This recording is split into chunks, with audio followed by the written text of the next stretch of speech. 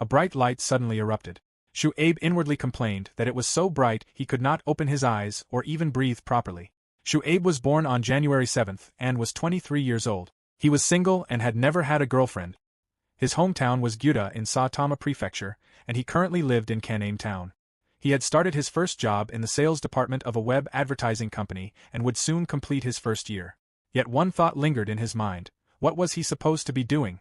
At that moment, he recalled that he must have been admitted after being a complete dumbass. He had gotten drunk, fallen off a balcony, and broken his bones. He must have caused a lot of trouble for the company as well. He might even get fired. Slowly, Shu opened his eyes and found himself in an unfamiliar place. His eyes widened in shock when he realized that it was not a hospital room. He had no idea where he was or what had happened. When he tried moving his hand, some sticky substance prevented him from moving. He reacted in shock upon seeing that it covered his whole body. Furious, he pulled the sticky substance away from himself, wondering what these super weird black strings were and why they were so creepy. He also wondered why he was completely wrapped in them. Suddenly, however, he noticed that his hands could move and that his legs felt as good as new. More importantly, he realized that he was completely naked. Shu was completely puzzled as he wondered what was going on. From a distance, he saw a small crack. Without hesitation, he walked toward it and peeked through the hole, finding a pile of stones inside. Beneath it was a small entrance. Without a second thought, he crawled inside and was surprised by what he saw. It was a metro. Shu realized that it was huge and wondered how old the subway was. More importantly, he had no idea where the hell he was. He groaned in frustration, admitting to himself that the situation was beyond his understanding. He wished someone would help him, but quickly warned himself that he might get arrested if he went in front of people completely naked. No one would help him like that, so he decided to get dressed before finding someone. Just then, he heard someone approaching. Shu panicked, realizing that his situation was really bad. He could not get in front of people like this at all. When he turned around, however, he saw a massive beast ready to devour him. Shu stood frozen as he wondered how there could be a wolf right there in Tokyo. That was impossible. He questioned whether this was a dream or whether the creature was a robot or CGI, desperately wishing someone would wake him already. The wolf suddenly lunged at him. Shu fell to the ground and desperately tried to make the wolf go away, but before he could finish, the wolf had already bitten his arm and was chewing it hungrily. Blood sprayed into the air as Shu screamed in agony. Staring at the wolf, he began to tremble, inwardly cursing his fate and wondering if he was really going to die after everything that had already happened. He curled up defensively once again as the wolf lunged toward him. Inside his mind, he desperately pleaded not to die. Then nothing happened. Slowly, Shu opened his eyes. What he saw left him frozen in shock. A sword had emerged directly from the palm of his hand, piercing straight through the wolf's head and killing it instantly. Blood dripped from the blade as Shu pulled it free from the beast's skull. Completely exhausted, he collapsed onto the ground. Staring blankly at his hand, he remained certain that he had seen a sword come out of his palm. He wondered whether it had been a dream, but the dead wolf made it clear that it had not. Shu inwardly complained that he was so hungry he wanted to eat something right away. The instant the thought crossed his mind, his eyes unconsciously drifted toward the dead wolf. He quickly snapped himself out of it and reflected on what the hell had happened to him. He had never been such a strong person, yet this was reality. Having an empty stomach was hell, and even though he had killed the wolf, he had no way to prepare a meal for himself. There was no pond or source of fire nearby. His hands began to tremble. With no other choice, Shu decided that at this rate, he would even eat raw meat. All of a sudden, someone spoke, asking whether he was not going to squeak the sporangium. Hearing that, Shu stopped and looked around for the source of the voice. When he found no one else, the voice spoke once again, and Shu finally spotted it. The small squirrel greeted Shu, addressing him as Mr. Hunter and asking whether he could let him squeak it too. Shu did not respond immediately, as his brain was still trying to process everything he had just witnessed. Then, suddenly, he screamed at the top of his lungs after realizing that the squirrel was actually talking. In the next instant, the squirrel punched him straight in the face and angrily scolded him for speaking so loudly, warning that Shu would attract the other beasts as well. The squirrel continued rambling non-stop, complaining that hunters were always carving out metro beasts' sporangiums. He explained that he lived on the leftovers killed by those hunters. Afterward, he urged Shu to grow a pair and start extracting that ghost wolf already. The squirrel instructed Shu to begin by cutting open the belly. Although hesitant, Shu nervously stabbed into the wolf's corpse. The squirrel immediately urged him to keep going. Shu cursed under his breath, complaining that the skin was very thick. The squirrel explained that he did not need to open the ribs because the sporangium was in the lower belly. The moment Shu saw the wolf's inside spill out, disgust twisted across his face. Ignoring his reaction entirely, the squirrel informed him that there would be something ball-shaped deep inside. Shu reached into the corpse, grabbed one of the organs, and asked whether that was what the squirrel meant. Suddenly, however, a distant roar echoed through the area. The squirrel instantly panicked and began sprinting away, warning that some other beasts were coming in fast. Shu flinched in alarm. Without wasting another second, he hurried after the squirrel. As Shu returned to the area where he had originally been, he noted that, in the end, they had to come back here. The squirrel released a sigh and remarked that it was a good hideout because those big beasts would not be able to come through there. He then explained that the hole might have appeared because of the metro fluctuations yesterday. Shu echoed his confusion over the metro fluctuation. The squirrel explained that he had been flying down there a while ago. He then asked Shu what exactly this place was. The squirrel told him that he would explain later and that, for now, they should eat the sporangium. Hearing that, Shu stared at the organ in his hand, hesitating at the suggestion of eating it raw. He questioned whether it really was a body organ and found the idea of eating it like that deeply unpleasant. The squirrel furiously scolded him, warning that if Shu did not eat it quickly, it would rot, and angrily urged him to eat it already, calling him a dumbass. Shu wondered why the squirrel needed to curse at him so much. Having no other choice, Shu finally took a bite. He quickly swallowed it before collapsing to the ground in disgust. Suddenly, a shock surged through his entire body, causing him to freeze. Shu immediately demanded to know what had just happened. The squirrel explained that Shu had leveled up. Shu echoed his confusion over what leveling up meant. The squirrel explained that it meant the kinshur in his body had expanded. He then remarked that despite being a citizen of Itakuri, Shu was dumber than he was. Puzzled, Shu wondered about what the squirrel had said regarding his body's kinshur, growth, prohibition, kinshur, and mycelium. He admitted that he did not understand anything and that he was not even a hunter, but simply a regular employee. The squirrel repeated the word employee and dismissed it as a lame name. Shu quickly corrected the squirrel by identifying himself as Shu Abe. At that exact moment, another sudden shock surged through the squirrel's body. Immediately afterward, the squirrel celebrated excitedly upon realizing that he had also leveled up. Shu was surprised to discover that even squirrels had that leveled up system. The squirrel smugly revealed that he was not a squirrel at all, but a magical beast, the most famous carbuncle in the world. His frequent use of the word squeak in his sentences had merely made him seem like a squirrel. The squirrel then handed the organ back to Shu, explaining that he was already full and that Shu should eat the rest of it.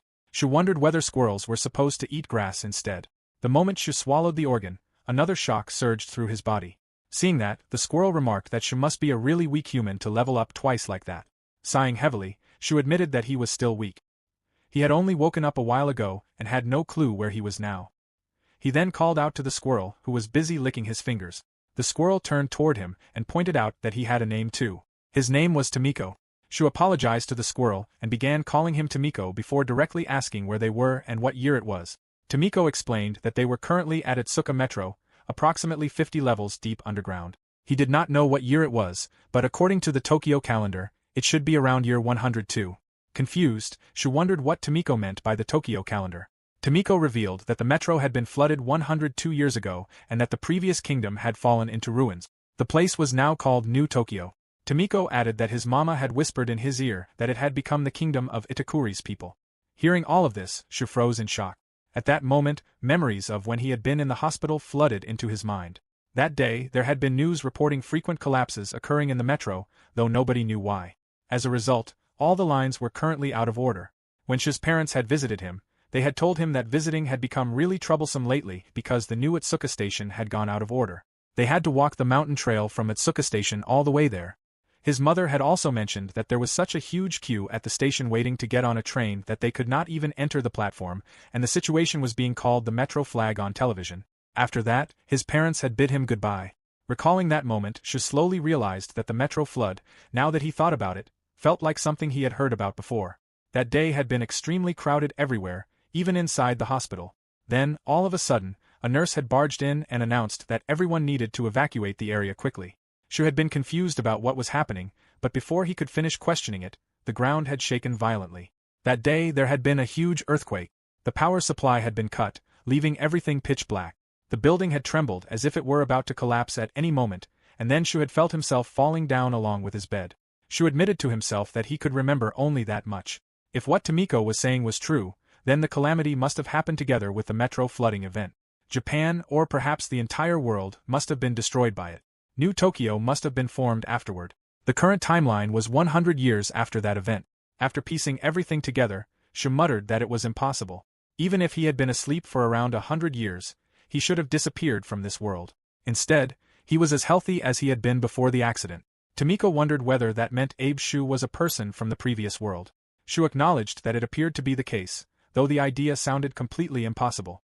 Tomiko wondered whether a normal person could even live that long. Shu dismissed the possibility, certain that humans could not live for 100 years at least. Shu then recalled that when he had awakened, he had been wrapped in the creepy thing. He asked what it was, and Tomiko identified it as mold. Shu froze as he considered the possibility that he had been inside mold. Tomiko suggested that it might have been Kinnu. Shu echoed his confusion over Kinnu. Tomiko released a heavy sigh, finding it tiresome to squeak out an explanation to someone who did not know anything at all. Shu immediately apologized. Without warning, however, he started rubbing Tomiko's belly. Furious, Tomiko shouted at Shu not to touch him and called him a dumbass. He threatened to bite Shu's finger off if he did not stop. However, only a few seconds later, Tomiko completely submitted. Shu asked once again what a Kinnu was. Tomiko explained that it was an ability that controlled their kinshur, also called a skill. The moment Shu stopped rubbing his belly, however, Tomiko immediately shouted for him not to stop and demanded more belly rubs. Without hesitation, Shu resumed rubbing his belly and then wondered whether the fungal filament was the mold or some kind of mushroom. While happily enjoying the belly rubs, Tomiko explained that all humans, including Shu, had that fungal filament inside them. That was why they could make use of Kinnu. Hearing that, Shu's face twisted with disgust as he wondered whether the fungus residing within him meant that there was a parasite inside his body. Tomiko then mentioned that Shu had killed the ghost wolf with Kinnu recently. Shocked, Shu stared at his palm and wondered whether that was the fungal ability. He recalled that, at the time, he had only wished to live. Right away, Shu tried to summon the sword again. Instantly, something appeared in his palm, like strands of hair, growing before slowly forming into a sword. Shu reacted in shock once again, unable to believe that he had really summoned a sword. Tomiko explained that it was his fungal ability, the fungal weapon hunters used. Without hesitation, Shu pulled the sword entirely from his palm. He stared at it in amazement, finding it to be an unpolished, thirsty blade that was light yet appeared extremely sharp, as if it were a real sword. He could not believe that this was his fungal. Tomiko confirmed that it was indeed Shu's fungal, describing it as his stiff and sharp thing. Shu wondered what that was supposed to mean. Tomiko explained that the hunters from people of Ikatori used their fungal abilities to obtain resources from the metro. They ate the sporangium, grew stronger, and killed even bigger ones. Shu's face filled with disgust as he wondered whether the sporangium of the metro beasts was essentially their reproductive organs or something similar. Tomiko suspected that they were descendants of the animals that had survived the metro pandemic that had happened 100 years ago. Shu echoed his words and pointed out that Tomiko had used yet another disturbing word. Shu then shifted to another topic, recalling that Tomiko had said this was Atsuka Metro. He wondered whether it was near Sugamo or Ikebukuro. Tomiko replied that he did not know because he had never gone to the surface. He had only learned about humans and their language from his mama. Tomiko added that his mama used to squeak monsters alongside hunters in the past. She had been very knowledgeable about things. Noticing the sadness in Tomiko's voice, Shu turned toward him in surprise. He then asked what it would take to return to the surface. Tomiko immediately answered that it was impossible. Hearing that, Shu froze. Tomiko pointed out that Shu was a weak person, nothing more than a small tick in the vast metro. If Shu remained careless in the metro, he would be squeaked by metro beasts such as the ghost wolf from earlier before he even knew it. After that, he would simply squeak into poop in no time. Shu replied that he did not want to be a poop. Tomiko added that Shu would have to climb a lot of stairs just to reach the surface. On top of that, there would be a lot of metro beasts squeaking in his way. Because of that, it was impossible for Shu. Disappointed, Shu asked about the possibility of another human coming down there. Tomiko immediately answered that there were none at all. He admitted that Shu was the first human he had squeaked at in his life, which was why he had been so excited to see Shu there. Tomiko added that it had been unexpected for him to squeak at a shiny face in a place like this. Shu sarcastically apologized for his shiny, attractive face. He then sighed in defeat, feeling that this was the worst of the worst. Tomiko suddenly added that, despite everything, Shu was still Shu Abe. He urged Shu to level up more and become capable of squeaking up against the metro beasts. Tomiko then advised Shu to eat more and more sporangium and become a fierce, squeaking hunter just like the one his mama had teamed up with. Hearing all of this, Shu was momentarily stunned. He admitted that he did not think he would be able to do it alone because he had not prepared for anything. He had no equipment and zero knowledge about anything in the current world. Tomiko leapt onto his shoulder and announced that he would help Shu. With the knowledge he had received from his mama, he would do his best to squeak alongside Shu in battles. Surprised, Shu expressed his gratitude but wanted to know why Tomiko was willing to help him. Tomiko excitedly revealed that he also wanted to squeak on the surface. He had spent his entire life squeaking down there in the metro and wanted to see everything above, including the sun and the towns built by humans. That was why he wanted to help Shu become stronger. He wanted them to squeak on the surface together. Shu understood and recognized that it was a win-win proposal. Then, out of nowhere, Tomiko questioned whether Shu had a male reproductive organ and revealed that she was female. Shu awkwardly confirmed that he did. With full determination, Shu stood up while thinking about the underground basement level 50 and the metro beasts running rampant. He only had the fungal sword as his weapon and a squirrel as his companion. He wondered what kind of adventure this even was, but he would not understand until he found out for himself. Tomiko then declared that it was time for them to start squeaking. Shu shook hands with Tomiko using his finger and expressed that he was looking forward to getting along with her. Tomiko returned the sentiment and promised to give it her all so they could both do their best. Judging from this outcome, the two of them would probably spend 5 years on this level. Shu asked Tomiko to treat him gently. Tomiko reassured him that everything would be all right. With Tomiko around him, it would be just like squeaking on a leafy boat. Shu replied that the boat was definitely going to sink. Tomiko told him not to be a meanie because she was being serious. Before they even knew it, they would be squeaking at the sun shining over New Tokyo. The next day, when Shu opened his eyes, he found himself in a familiar room. He realized that this was where he had been admitted. At that moment, a nurse announced that it was time for a meal. Relief washed over Shu as he realized that everything that had happened had only been a dream. A doctor asked Shu how he was feeling while checking on him. Shu questioned when he would be discharged, and the doctor answered that it would happen once Shu had leveled up sufficiently. Hearing that, Shu reacted in confusion. Just then, Tomiko cheerfully greeted him with a good morning and noted that it was bright outside. Shu immediately woke up, realizing that it had only been a dream. He sighed heavily, murmuring that the nightmare kept going even after he woke up. Tomiko pointed out that he was just waking up, yet her words instantly faltered when Shu rubbed her belly. Silently, Shu recalled that this place was the 50th level of Otsuka Metro. From what Tomiko had told him, it seemed to be a vast labyrinth spread deep beneath Tokyo. Yet it was so bright down there. Tomiko pointed something out and informed him that it was a firefly nest. The morning squeaks were bright there, while the nights were filled with blueness. Shu then wondered whether they had simply fallen asleep like that the previous day. He was really hungry and thirsty and wished they could find some water. Hearing that, Tomiko suggested going to the oasis. Shu echoed his confusion over the oasis, and Tomiko immediately guided him there. Along the way, Shu noticed the ghost wolf from the previous day.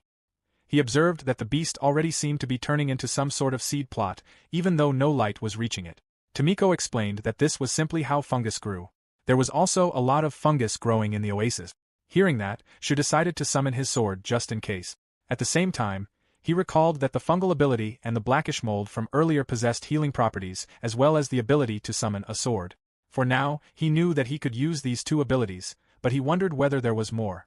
Noticing his silence, Tomiko called his attention and urged him to keep moving. Right away, they continued their journey to the oasis. Tomiko continued giving him directions until they finally arrived. The moment Shu saw the oasis, he could not help but marvel at how incredible it was. He immediately snapped out of it and looked around in alarm. Tomiko reassured him that everything would be fine. With her fungal ability, she could pick up even the tiniest sounds. Tomiko proudly added that there were no beasts nearby, only some rats and other small animals. With that, Shu calmed down. Tomiko then excitedly pointed out that there was water. Without wasting a moment, the two of them headed there. Shu scooped up water with his palms and drank from them. The moment he tasted it, he was stunned by how delicious it was. The sensation was unlike anything he had experienced, and he had never drunk such tasty water before. Next to him, Tomiko commented that making a noise was very rude. She then splashed water over herself before wiping herself with a dry leaf. Satisfied, she announced that she was done cleaning herself. With a curious look, Shu called out to her and wondered about the red jewel on her forehead. Tomiko simply explained that even her mama had one, so perhaps that was how squirrels were. Without warning, Shu patted the jewel. Tomiko immediately protested and told him not to touch it because it was very sensitive. Her anger instantly faded, however, and was replaced by pleasure. She even asked him to pat her more. Seeing that, Shu pointed out that she was pretty easy to understand. Moments later, Shu suggested that they should find some food. Seeing the unfamiliar plants around them, he admitted that he had never seen plants like these in his entire life. Tomiko immediately told him to leave it to her. She pointed to a nearby plant and informed him that the glossy plant was very bad news. She then identified the spindling plant and the bushy plant nearby as edible. Excitedly, Tomiko pointed to another plant and informed Shu that it was known as an acorn dandelion. Shu silently watched Tomiko eating the plant, thinking that she was definitely a squirrel. He supposed that was simply how things were. Shu looked around in amazement, remarking that there did not seem to be enough to satisfy his hunger, but the place was truly something else. The withered grass looked smooth and seemed to have useful properties. Since it was also very sturdy, he could use it like thread. If he collected enough of it, he might even be able to make a bed for himself. Shu approached another plant, having also wondered about the giant leaf for a while. An idea suddenly came to him. Right away, he wrapped the leaf around his waist like a skirt, finally no longer naked. Despite being hastily made, he found that it looked good enough. He then called out to Tomiko and asked whether she sensed any wolves or anything else nearby. Tomiko explained that animals like those did not come into the area often. Her mama had whispered to her that carnivorous animals usually squeaked away from the heavy floral smell of the oasis. Hearing that, Shu suggested that they live there. Tomiko hesitated, pointing out that if those animals entered the oasis, they would have nowhere to run.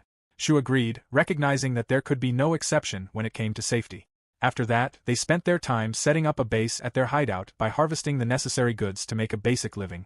Completely exhausted, Shu complained about how difficult it was to make a fire. Tomiko pointed out that it was because they were all damn. Unconsciously, Shu grabbed a mouse that was passing by. He was surprised by the unexpected agility he had displayed and wondered whether it was another benefit of leveling up. Tomiko scolded him, urging him to stop being such a sissy and to stop being pathetic by killing it completely. Shu inwardly explained that he had only been trying to keep the rodents away, squirrel buddy. Before killing the mouse, he apologized. Afterward, he was able to obtain a rat sporangium, though it was very small. Shu noted that since he could not handle stronger beasts like the ghost wolf just yet, dealing with smaller animals was perhaps the safest way to level up for now. Tomiko explained that leveling up this way would be very tough. She knew he was a small, squeaky human, but it would take around 10,000 rodents before he leveled up. Tomiko added that if Shu was going to hunt, he should try fighting either a ghost wolf or a blue goblin. Either of them was fairly weak for him to squeak against. Shu reacted in surprise at the mention of a goblin. Tomiko informed him that goblins were monkey-like creatures with dense fur covering their bodies. There were 3 types of goblins: red, blue, and green. The blue goblin was stronger than the green one and was on the same level as a ghost wolf. Shu wondered whether that was still above his level and whether they could go for the green one instead. Tomiko revealed that this floor only had blue and red goblins. The red ones were dangerous, as they were above level 15 and could apparently squeak out the fungal ability. Without a second thought, Shu decided that they were definitely going to avoid them. Tomiko continued by explaining that the red ones could squeak out fungal weapons or sometimes fungal balls as well. Shu questioned what fungal balls were. Internally, he admitted that he could not imagine what they looked like, though he wondered whether they might be tools that could be thrown. Filled with confusion, he asked whether Tomiko could use something like that. Tomiko immediately snapped at him, explaining that she could not do anything like that because she was a squeaking female and calling him a dumbass. Shu simply accepted this and shrugged it off before suggesting that they keep watch near the entrance of their hideout. Whenever they sensed a blue goblin or a ghost wolf nearby, it would become their battle for survival. Tomiko nodded and said that she would take care of waking up their bones. Shu, however, made it clear that she would be helping him. 3 days passed. Tomiko's loud voice echoed as she called out to Shu and urged the sleepyhead to wake up. Shu groaned in pain from her punch. Tomiko alarmed him by informing him that there was one nearby and that it was coming toward them. Hearing that, Shu was surprised and recognized that it was finally time. He wondered whether it was a ghost wolf or a goblin. Tomiko revealed that it was both. The 2 beasts were fighting because wolves and monkeys did not get along well together. She instructed Shu to squeak in when the fight was over, strike the last beast standing, and backstab it.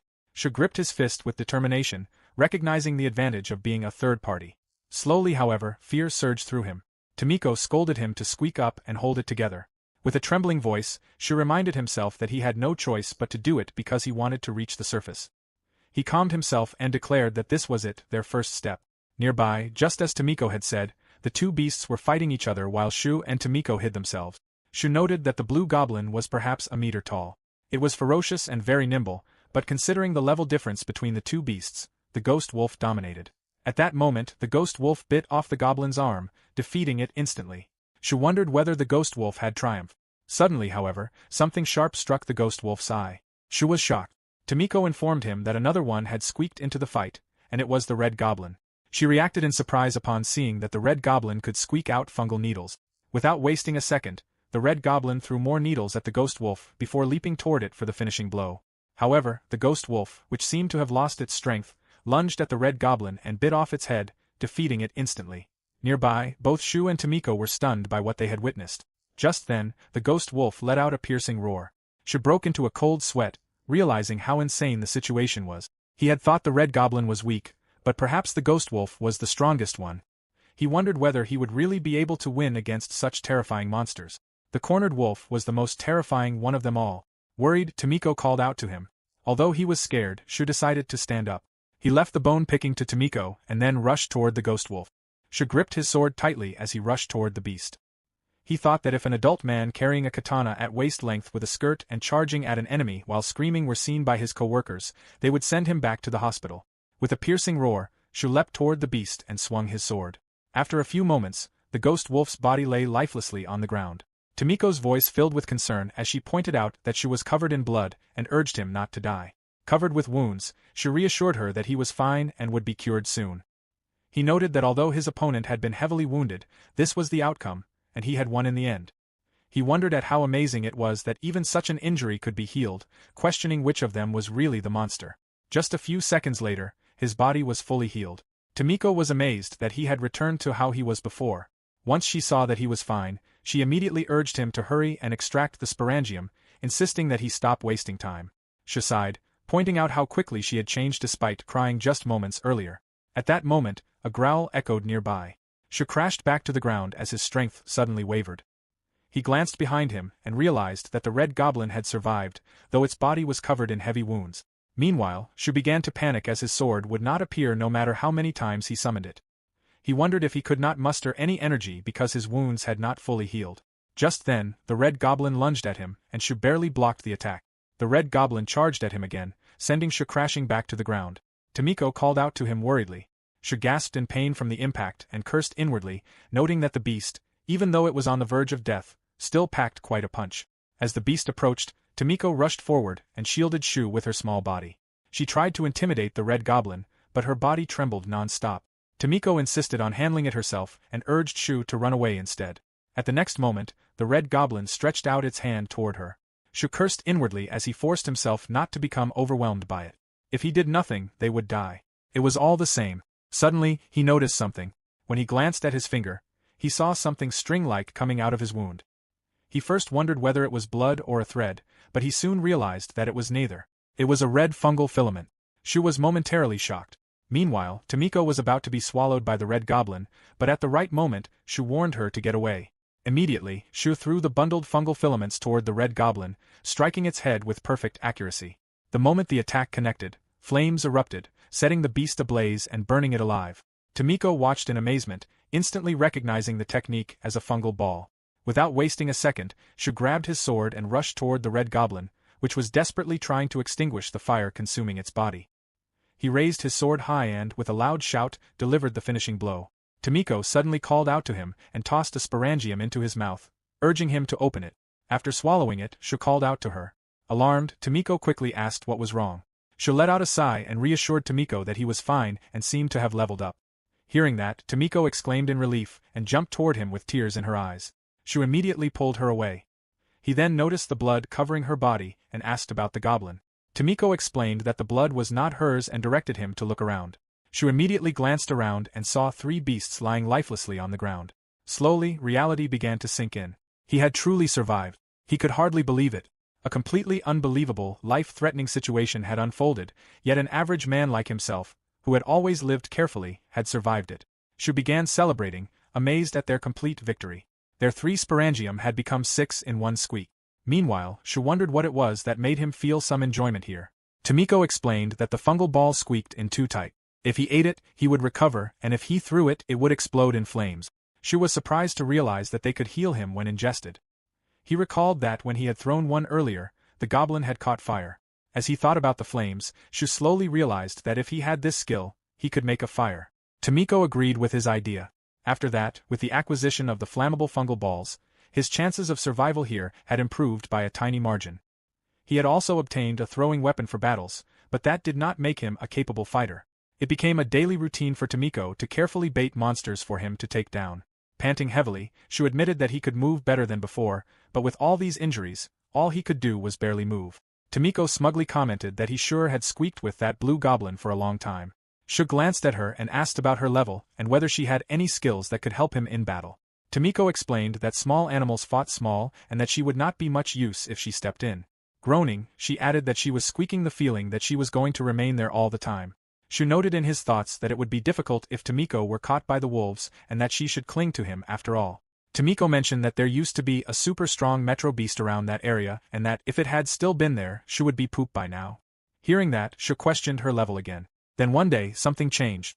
Tomiko excitedly pointed out the pelt, mushrooms, and sporangium, praising Shu for squeaking well with today's harvest again.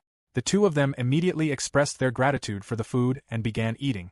The moment Shu swallowed the sporangium, some strange energy surged through his body. While eating, Tomiko noticed something was wrong. Shu explained that just now, his back had felt hotter and that it felt slightly different from a level up. Tomiko questioned whether he was squeaking for real and explained that if his back was hot, it meant he had obtained a new kinyu. Hearing that, Shu was surprised and wondered what he should do now. Tomiko instructed him to try squeaking some out like last time. Shu immediately did as she said. He repeatedly thought for it to come out and also tried whispering, praying, and chanting. Unconsciously, he became so absorbed in the moment that he even slipped into Tomiko's style of speaking. At that moment, something swirled in his palm. Shu excitedly realized that it had come out. Tomiko was equally excited, recognizing it as his new kinyu. At that moment, a shield appeared, leaving the two of them momentarily stunned. Shu tried to strike it with his sword and found that it felt just as hard as his fungal katana. It was a fungal shield. He realized that while it would not serve him offensively, it would at least help him in battle. Afterward, he fought another beast. Shu was shocked to realize that the shield repelled bite and claw attacks and that he could use it as a diversion. He recognized how useful it was. Suddenly, a realization struck him. This was the first time he had come out unscathed. With the same thought in mind, Shu and Tomiko turned to each other and began celebrating their victory. Laying exhaustedly, Shu muttered that this was so good.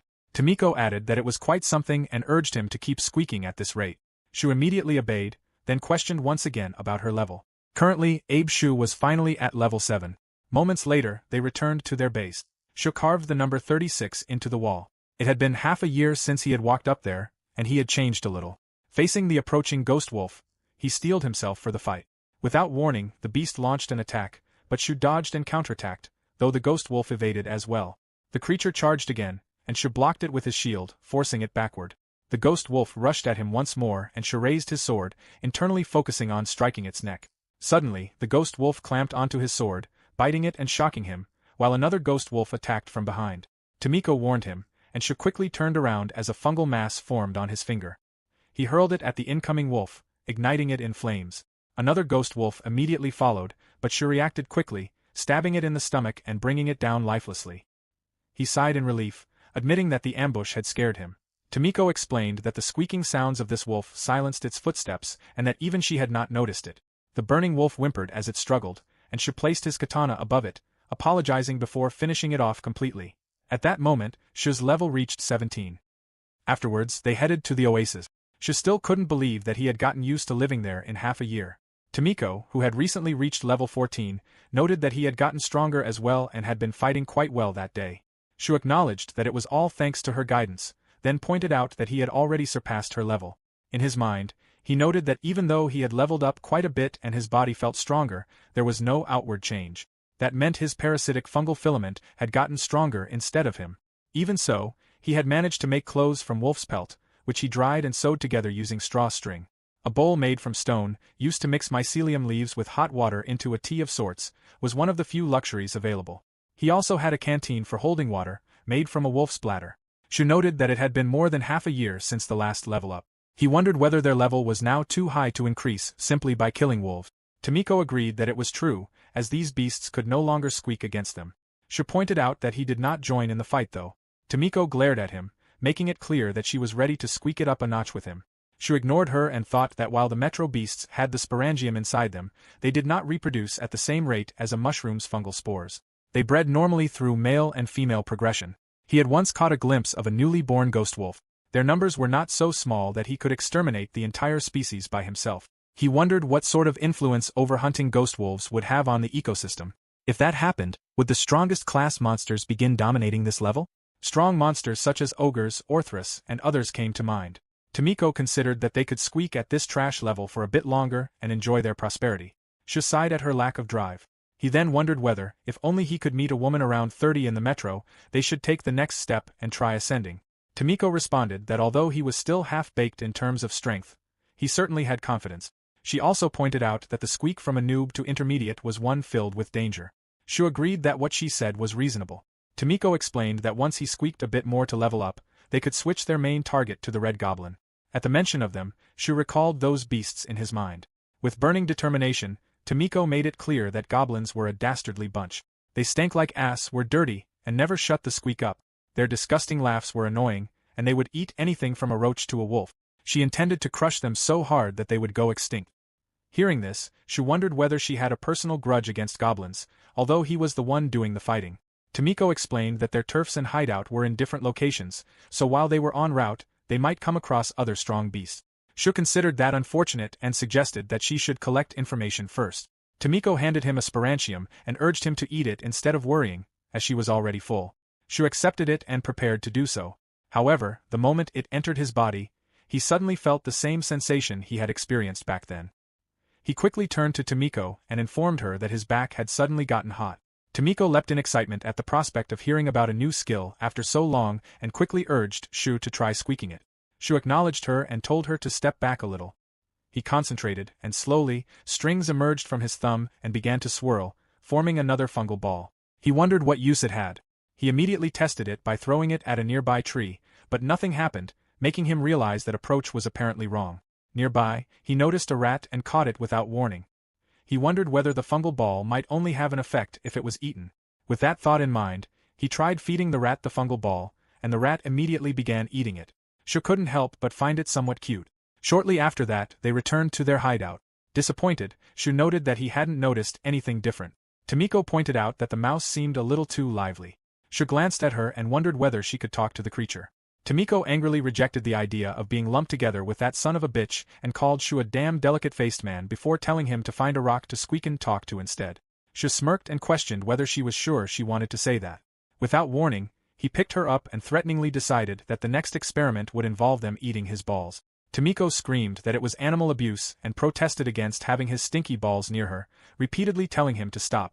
The moment Tomiko tasted the fungal ball, however, her reaction changed as she found it extremely good. It was juicy, with a faint taste of sweetness, and she wondered whether it was the sweets from outside that her mommy had told her about. Shu also took a bite and determined that it wasn't those sweet. Upon tasting it, he found that it didn't seem to be poison and that he wouldn't call it particularly good. Still, he did feel somewhat energized, leaving him wondering what it was. Tomiko asked for another and wanted them to squeak out more about it. Seeing her puffed cheeks, Shu couldn't help but think that she was cute. In his mind, he reviewed the 5 fungal abilities he now possessed. The first was the regenerative filament. Minor injuries could be recovered in a few seconds, while heavy injuries required several minutes. Restoring serious injuries came with an onset side effect resembling a violent feeling of hunger. Shu wondered whether this ability was the reason he had survived for 100 years. The second was the fungal filament sword, a sword made from fungal filament whose physical properties resembled those of bone. It was light and surprisingly hard. The third was the fireballs, a valuable tool for attacking from a long distance. Once one hit a hard surface, the cocoon burst, creating a small explosion on impact and setting the target on fire. The fourth was the fungal filament shield. Its thickness measured around 5 centimeters, and its shape was circular. Its material was just as tough as the swords. The joint was strong enough to withstand emergency deployment even when summoned on the palm or the back of his hand. The latest addition was the mysterious fungal ball. When squeezed, it leaked sweet juice, and nothing happened even when it was ingested. Shu wondered whether it had some sort of medicinal effect. However, watching Tomiko eat it, he felt that aside from strengthening her heart, she was experiencing something else as well. The next morning, while washing his face, Tomiko suddenly alerted Shu that it was here. Shu turned toward her in confusion. At that moment, a creature arrived with a horn on its forehead. Shu wondered whether unicorns were strong. Tomiko explained that it was in a different class and, on this floor, was the top squeaker in terms of strength. Nothing else could touch it. She added that the creature did not attack anybody, and even if attacked, it only hastily ran away. However, if for squeak reasons it became serious, it would one punch, or rather, one kick and kill its opponent. Hearing that, Shu wondered how much experience eating its sporangium would give him. He considered whether he could hunt it somehow, perhaps by surprising it or feeding it poisonous food. Suddenly, the unicorn turned in their direction. Seeing its intimidating aura, Shu immediately abandoned the idea. Afterwards, they set out for another adventure. Tomiko explained that they would only inspect the goblin village that day and were not to fight yet. Shu acknowledged that he understood. Just then, a noise echoed nearby.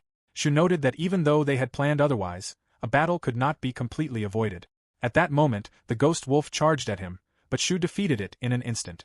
While eating the sporangium, he noted that it had taken only a minute and realized that he had really become quite strong. Then, all of a sudden, energy surged through Tomiko's body.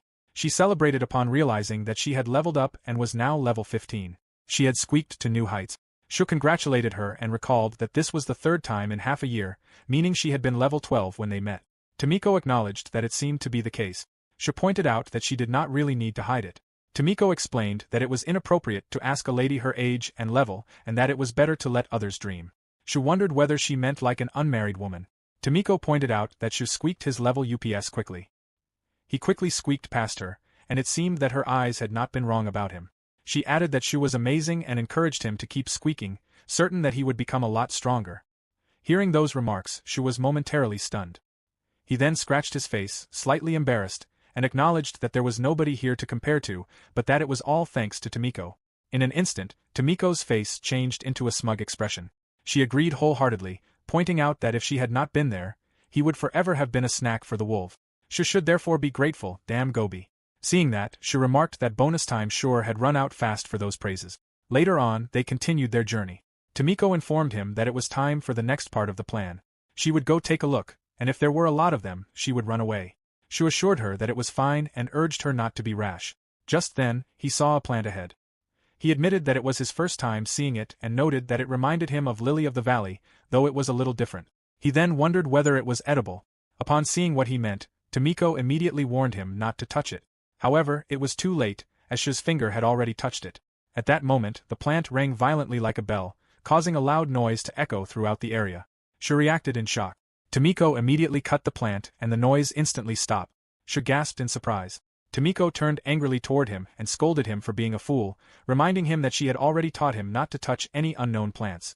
Shu quickly apologized and explained that it had not looked dangerous to him. Tomiko identified it as a Baluran plant and determined that it must have been a trap squeaky by the goblins. It would not be long before those monkeys came there. Tomiko began trembling nervously, realizing that the situation was bad, super squeaky bad. Shu wondered whether that meant the trap had remained there even after 100 years. Suddenly, he felt a chill run down his spine. He noticed that the atmosphere had somehow changed. He quickly got up and decided that they had to hide and return at once. Tomiko jumped onto his shoulder and agreed. At the same time, the goblins who had been busy eating heard the noise and immediately became alert, rushing toward the direction of the sound. Tomiko warned Shu that the goblins were coming. When he looked back, he saw 3 goblins chasing them. He cursed aloud and wondered whether they should fight, but Tomiko quickly refused, insisting that even for him, the 3 goblins would be too tough. There was a red one among them as well. Just then, a wolf charged at the goblins chasing them. Shu felt relieved at the sight, thinking that it might distract the goblins. However, the wolf was instantly killed, leaving him horrified.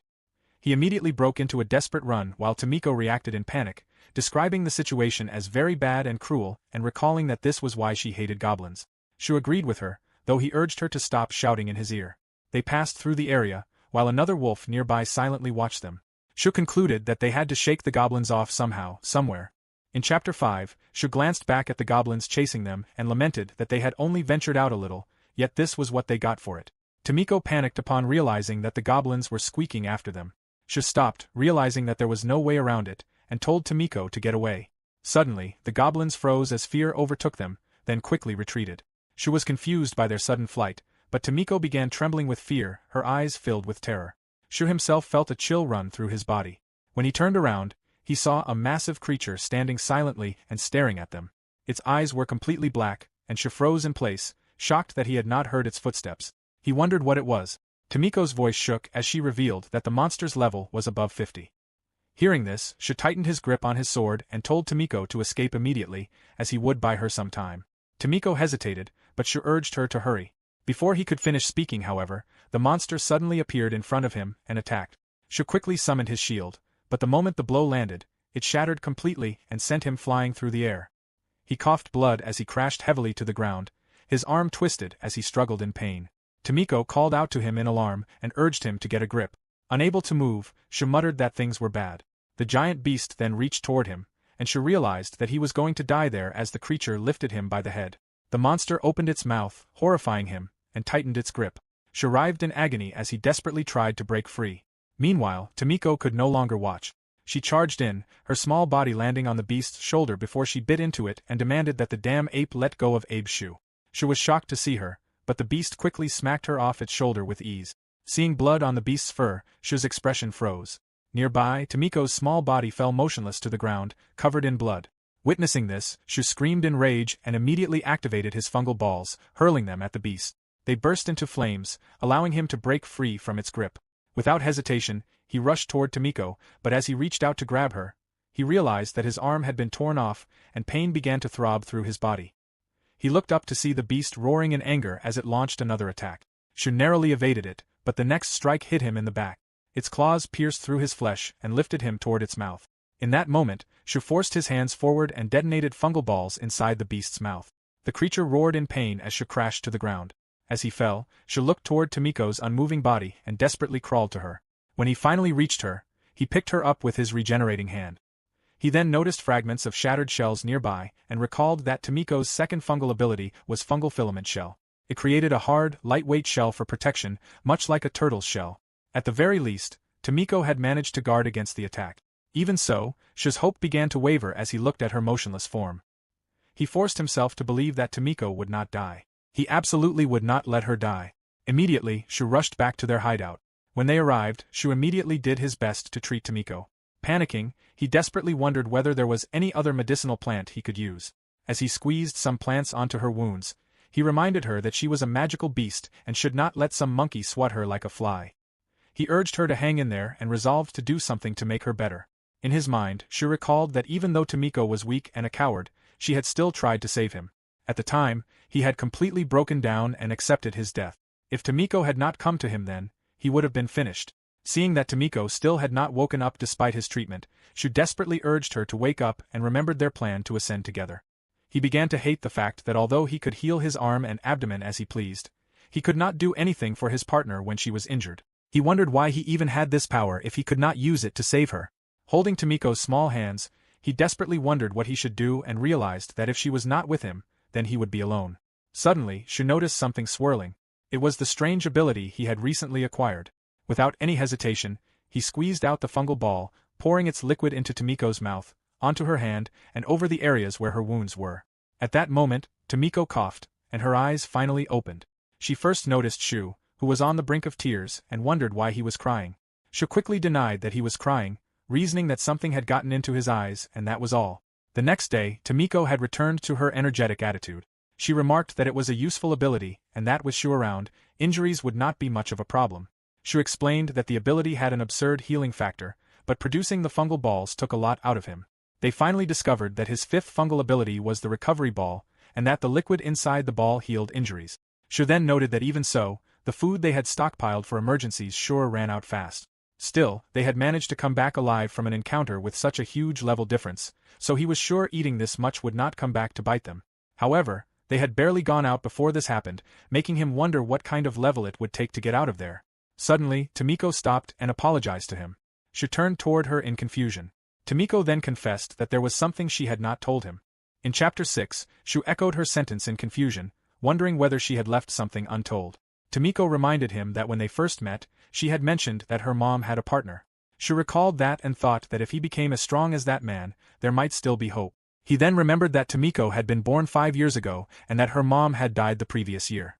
That left the question of what had happened to her partner. When he turned to her, Kamiko's eyes filled with despair as she revealed that her mom's partner had died on the 49th floor. Her mom, who had been pregnant with her at the time, had managed to run away.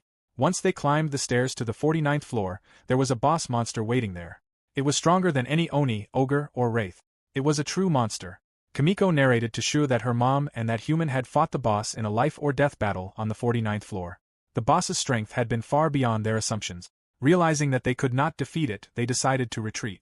However, for some reason, the entrance door would not budge at all. They therefore decided to take refuge on the stairway to the 50th floor. To return to the surface, the two of them planned to fight the boss. After a week's time, they challenged the boss of floor 49 again. The hunter was defeated. Her mommy retreated to the 50th floor and gave birth to her. Her mom got married, so that was supposed to be the last time she would help the hunter. She remembered that her mommy had always wanted to meet up with her daddy. Once she got bigger, they would leave this place together. Her mom had explained that the door was a one-way trap. Shu gasped in disbelief at the realization that it could only be opened from the outside. Kimiko continued, explaining that they had believed there was a switch somewhere, so they frantically searched for it, but they were unable to find it. While they were being attacked, her mom had told her to go down first and that she would follow right after. In the end, however, her mom had done so to let her get away. Tomiko's words faltered as tears began streaming down her face. Shu comforted her, realizing that she had been doing her best on her own since then. He then stroked her head. Shu released a heavy sigh as he thought about the boss and asked her what kind it was. Tomiko revealed that it was a slime. Shu repeated the answer in surprise, wondering if she meant those semi-transparent blobs of liquid. Tomiko confirmed that it had a massive, round shape.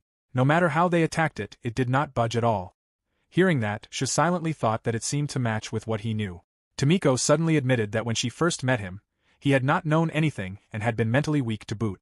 If she had been completely honest with him, she had thought his spirit would break. Shu agreed that it was true.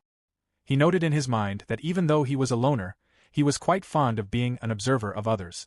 If Tomiko had told him that back then, he was not sure he would have been able to take it. Tomiko continued, telling him that when her mom had come there, she had been level 38, while her partner had been over level 50. Hearing that, Shu concluded that unless they became strong enough to defeat not only the monsters there but the boss as well, getting out would be very difficult. The two of them immediately fell silent at the unrealistic condition. Shu then asked about her injuries. Tomiko reassured him that she was okay, even though she liked the recovery balls. She repeated her statement to him again, as if hinting at something. Shu responded that she seemed fine and told her that he would make one for now. He then asked Tomiko whether she wanted to go to the surface to meet her dad. She immediately admitted that it was one of the reasons she wanted to meet him, but she had heard a lot about the surface from her mommy. The surface was also perfectly all sparkly, with a lot of people and cities that were eye-poppingly large. There were things so delicious that their cheeks would not stop squeaking. There was also the so-called sun on the ceiling, a very big light testicle, though Shu corrected her understanding that it was not a testicle. Tomiko added that at night, they could see scenery full of sparkling stars, and she wanted to look at it. Shu could not help but smile. Tomiko glanced at him and added that she had also heard that the surface had a lot of good-looking males. Shu pointed out that it had quickly taken on a different meaning. Tomiko reflected that she was weak, so she had given up on reaching it, but she had always been thinking of leaving this place. At the time she met Shu, she had thought it was her last chance. She harshly remarked that he was smooth all over with a delicate face, knew nothing, and was a damn weakling at level 1. Shu cut her off with a sarcastic response, expressing his regret at being so disappointing. Tomiko added that even so, she was glad that it had been him. Hearing that, Shu was stunned. Tomiko explained that Shu was a good guy and that she somehow understood now what mommy had meant, with being together with their partner being an exciting experience. Embarrassed at her confession, Shu squeezed the fungal ball on her face. He then thought that somehow, lately, it felt like he was going with the flow. Moments later, as they were about to sleep, Tomiko asked what Shu wanted to do when he reached the surface. Shu answered that first, he would confirm what had happened to the surface with his own eyes. After that, he would go for some tasty stuff like yakiniku or ramen, drink some beer, sleep on a bed, and then wear better clothes. If there were smartphones, he would watch videos. After that, perhaps marriage. He admitted that when he thought about all this, he felt more driven to go through with it. Tomiko turned to him and asked whether he would not continue to be a hunter. Shu asked in surprise whether that sort of choice was also available. He decided that he would think about it when he got out. Tomiko remarked that one day Shu would get there and that, if it was him, he would become an amazing hunter. She insisted that her eyes were not wrong. Shu told her that he was flattered and wondered whether it was because he was the first hunter she had seen. Tomiko answered that it was because she was partnered with him. Shu was momentarily stunned, then suddenly burst into laughter. Tomiko immediately complained that it was a serious conversation, but the moment Shu tickled her belly, she began begging for more. Shu then remarked that an amateur and a small animal had managed to survive in this hellhole for half a year, and if anything, that was quite amazing. Filled with newfound resolve, he added that yesterday had been a harsh experience, but from tomorrow onward, they would continue advancing steadily. They would keep hunting wolves and goblins. Someday they would get revenge on that freaking monkey, though he was afraid that was a goal for the long term. First, they should become more experienced. For now, they should aim for level 50. That was what they would go with. Kimiko agreed. Shu told her not to say it like that. Deep inside, Shu swore to himself that no matter how long it took, he was going to reach the surface. If he was being honest, the trauma from meeting the Wraith would remain for a while. Even so, he had to keep on going, together with Tomiko. Suddenly, Tomiko called out to him and recalled that he had wanted to get married. Shu answered that if he got the chance, he would, Tomiko fidgeted and admitted that unlike her, Shu was smooth, so he was not really her type. After saying that, Tomiko glanced at him. She turned her back again and added that his personality was not bad, that Shu was serious and would take care of his family. She stopped again and glanced at him before continuing that if he insisted and there were no other good male partners, she would not mind marrying him, you know. Without hesitation, Shu rejected the possibility, pointing out that Tomiko was a squirrel after all. Hearing that, Tomiko sent a powerful blow into his face. Meanwhile, somewhere else, it was not until the fifth host that the wandering parasite developed anything resembling an ego. The first host was a cockroach. Back then, she was not aware of her own existence. She only had an accumulation of the host's memories and a copy of its abilities. Furthermore, if the host was eaten or there was a living being near the host's dead body, she would transfer to that living being. It was not a conscious decision but rather instinctual. The fifth host was a wolf. Compared to her previous hosts, its brain volume was a lot bigger, and as a consequence, she developed a consciousness. She could understand the world and her environment on her own. She was able to experience everything through her host. Food and water, natural enemies and brethren, children and territories, vegetation and caves, the darkness and the hard ground, as well as her own emotions and sensations. Hunger, anger, joy, thirst, fear, irritation, pain, sound, and smell all became experiences she could perceive. As a parasite at the time, she still had no intention or means to control her host's actions or thoughts. She lived in the host's shadow, experiencing everything it did. But one day, what she saw through the host's eyes made her grow exponentially as an ego. What she saw was a living being with little hair that resembled a monkey and ran on two legs. Before long, it was defeated and about to be crushed by the big white monkey that appeared. The host only cared about whether or not it could find any remains after the battle. The difference in power was made clear, and without an arm, only death was awaiting it. However, even without an arm, it resisted the monkey, frantically ending that existence. And like that, the living being escaped. The impact of what unfolded created a dazzling spark. It lit a clear and unmistakable emotion within her. It was beautiful. Before long, her host was dead. Again, she moved to a different one. Faced with death, the image of that living being fighting against that monkey without an arm was deeply etched into her memory. It had been 2.5 years since they met the Wraith. They were currently experiencing their third spring season, even though there were no seasons in this Otsuka metro station. After defeating another beast, Shu immediately swallowed its sporangium. He then called out to Tomiko, announcing that it was finally here. They had achieved level 50. The two quickly exchanged a high five. Shu then suggested that they go to the oasis before hunting again. He wanted to wash himself immediately. Tomiko covered her nose and commented that he smelled so bad. While brushing their teeth, Shu noticed that the unicorn was here again that day. This creature with a wee bit of a chip on its pointy horn had been nicknamed Unio-san. It had been about a year since they had been able to come this close to it. As usual, Shu could not hear the unicorn's footsteps. He wondered if this was its fungal ability and was sure it was the same deal with the Wraith as well. Without hesitation, Shu greeted Unio-san good morning. However, it simply ignored him. Shu muttered a curse, noting that it was still far from opening up to him. Even though he had a feeling it came here when they were here, he could only think of it as some sort of pure maiden from one of those fantasy novels. Tomiko told him that she was also a maiden, and Shu nodded in response. Suddenly, she boldly asked whether he was a virgin. Shu was surprised and remarked that her mom should not teach her daughter such useless words. Tomiko pressed for an answer, while Shu immediately looked away and dismissed the matter before deciding that they should just go. Afterward, they went to another area. As he looked around, Shu mentioned that they had snuck into the goblin area before, but he had not expected there to be a place like this here. Tomiko told him that it was the grass-covered ogre plains. Shu silently recalled that the ogres were the leading species on this 50th floor of Otsuka Metro in terms of fighting and ability. Their toughness exceeded the wraiths, and they were highly intelligent. They should proceed with caution. Right away, Shu activated his 10th fungal ability, the sensory spores. Using the ability, the super small particles that were invisible to the naked eye were ejected from his body into the atmosphere. Once they stuck to something, he could sense its outline. At that moment, Shu sensed that inside on the right, there was one beast on top of a pillar nest. He did not sense any other beasts. With that, Shu decided that they would hunt it. Before jumping off from his shoulder, Tomiko reminded him not to drop his guard. The moment the beast spotted him, it immediately leapt down from the pillar and confronted Shu. When Shu saw the ape's face, he was stunned, thinking that it was somehow a good-looking ape. Tomiko cheered that the current Shu could beat it. Suddenly, the ape released a deafening roar, prompting Shu to activate his 6th fungal ability, the fungal filament hammer. He remarked internally that he was about to lose to a good-looking ape. Summoning his shield, Shu shouted at the ape not to underestimate him before charging forward without hesitation. As his hammer struck the target, he questioned whether the attack had been effective. However, he noted in his thoughts that these apes had very wide gaps between their attack. If he aimed for those openings and continuously hit its body, Just then, the ape retreated and activated its fungal ability as something sprouted from its finger before it charged at Shu again. Tomiko quickly warned Shu to be careful, explaining that the ape had powered up. While waiting for the ape to reach him, Shu thought that the creature was like a junkie. Before the ape's powerful fist could land, Shu activated his 9th fungal ability, Enhanced Jump, dodging the strike before delivering a blow while descending. The ape panted heavily from the fierce battle, and Shu noticed that it was pretty exhausted now. He wondered if he should go for a battle of attrition. Suddenly, Tomiko called out to him and warned him that the others might be coming there. Hearing that, Shu decided that he could not hold back and would go all out. He then activated his 12th fungal ability, the Smoke Screen Ball, instantly filling the area with thick smoke that blocked all visibility.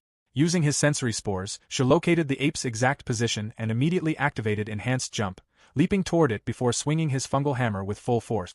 Afterward, he vanished back into the smoke while the enraged ape searched blindly for him. Taking advantage of the confusion, Shu repeatedly delivered powerful blows to its body until he finally defeated the ape beast. He apologized to the creature and said that he would put it to rest now before ending its life completely. Looking around, Shu remarked that it was quite a nice sight and that it was kind of a pity that they had to snatch away the nest. But it was the victor's right. He then noticed that Tomiko had surely grown up. Tomiko told him that she was 8 years old now, so she was still in her growth period. She was still nowhere close to mom's level, but she thought she was about as big as she had been. She recalled that Tomiko's mother had been actively hunting until she was 35 years old. He wondered if their years were counted the same as human years. Tomiko was leveling slower than him and only had 4 abilities. Shu then called out to Tomiko, mentioning that little by little, they were able to hunt ogres. Tomiko confirmed that was right. Shu added that they had become strong enough to win in this area if it was a one-on-one fight. Tomiko agreed. Shu then suggested that he thought they should challenge a boss at least once for now. He explained that even if they did not win against the boss, they could try fighting it and collect all the information they could, and they should be strong enough to run away. Tomiko replied that she was sure Shu was currently just as strong as her mom's partner. Even so, her mom's partner had not won, so they should do that only after preparing some more. Shu agreed, acknowledging that she was not wrong. But he insisted on the idea that after experiencing it once, it would serve as a measuring stick and they would know what to work on. They had a way to protect themselves and the fungal recovery abilities, so at the very least, they would not die. Despite hearing those points, Tomiko still hesitated. She realized that she was feeling anxious. It was no wonder, because this was an opponent that her mother's party had lost their lives to, after all. Silence filled the space between them. To ease the tension, Shu tickled her belly. Tomiko complained that this was a serious conversation and that he should stop joking around.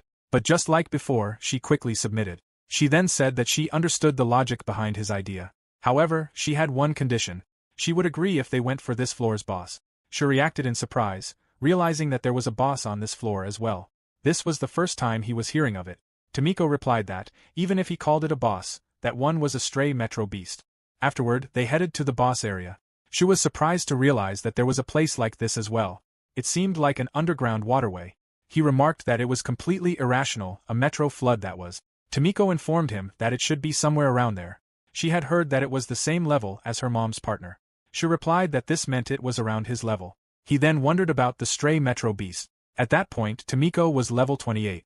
Her abilities were Enhanced Hearing, Fungal Filament Shell, Level Scouter, and Super Hardening Front Teeth. Abe Shu was level 50. His abilities were Regenerative Fungal Filament Sword, Fireball, Fungal Filament Shield, Recovery Ball, Fungal Filament Hammer, Electric Ball, Fungal Filament Great Shield, Enhanced Jump, Sensory Spores, Fungal Filament Ball with unknown effects, Smoke Screen Balls, and Repellent Spores against monsters. Tomiko explained that while the stray metro beast was supposed to be on an upper floor, it had somehow wandered in there. It could not return because of the boss on the 49th floor, so it stayed there, became stronger, and now roamed the place. Hearing that, Shu mentioned that it sounded familiar. Tomiko continued, explaining that its den was in the direction of the stairs. There was a possibility of encountering the boss if it tried to fly there. Shu asked in surprise whether it could fly and wondered if it was a bird. Tomiko denied it and was about to say something when, all of a sudden, a noise echoed nearby. Shu quickly told Tomiko to hide until it was over. Behind him, a beast flew toward him at tremendous speed. Sensing its approach, Shu immediately lowered himself while throwing filament balls that exploded upon colliding with the creature. However, the beast emerged completely unharmed. Shu was shocked as he realized that the creature had mimicked a rock, finally understanding that it was a gargoyle. The beast stared at him hungrily.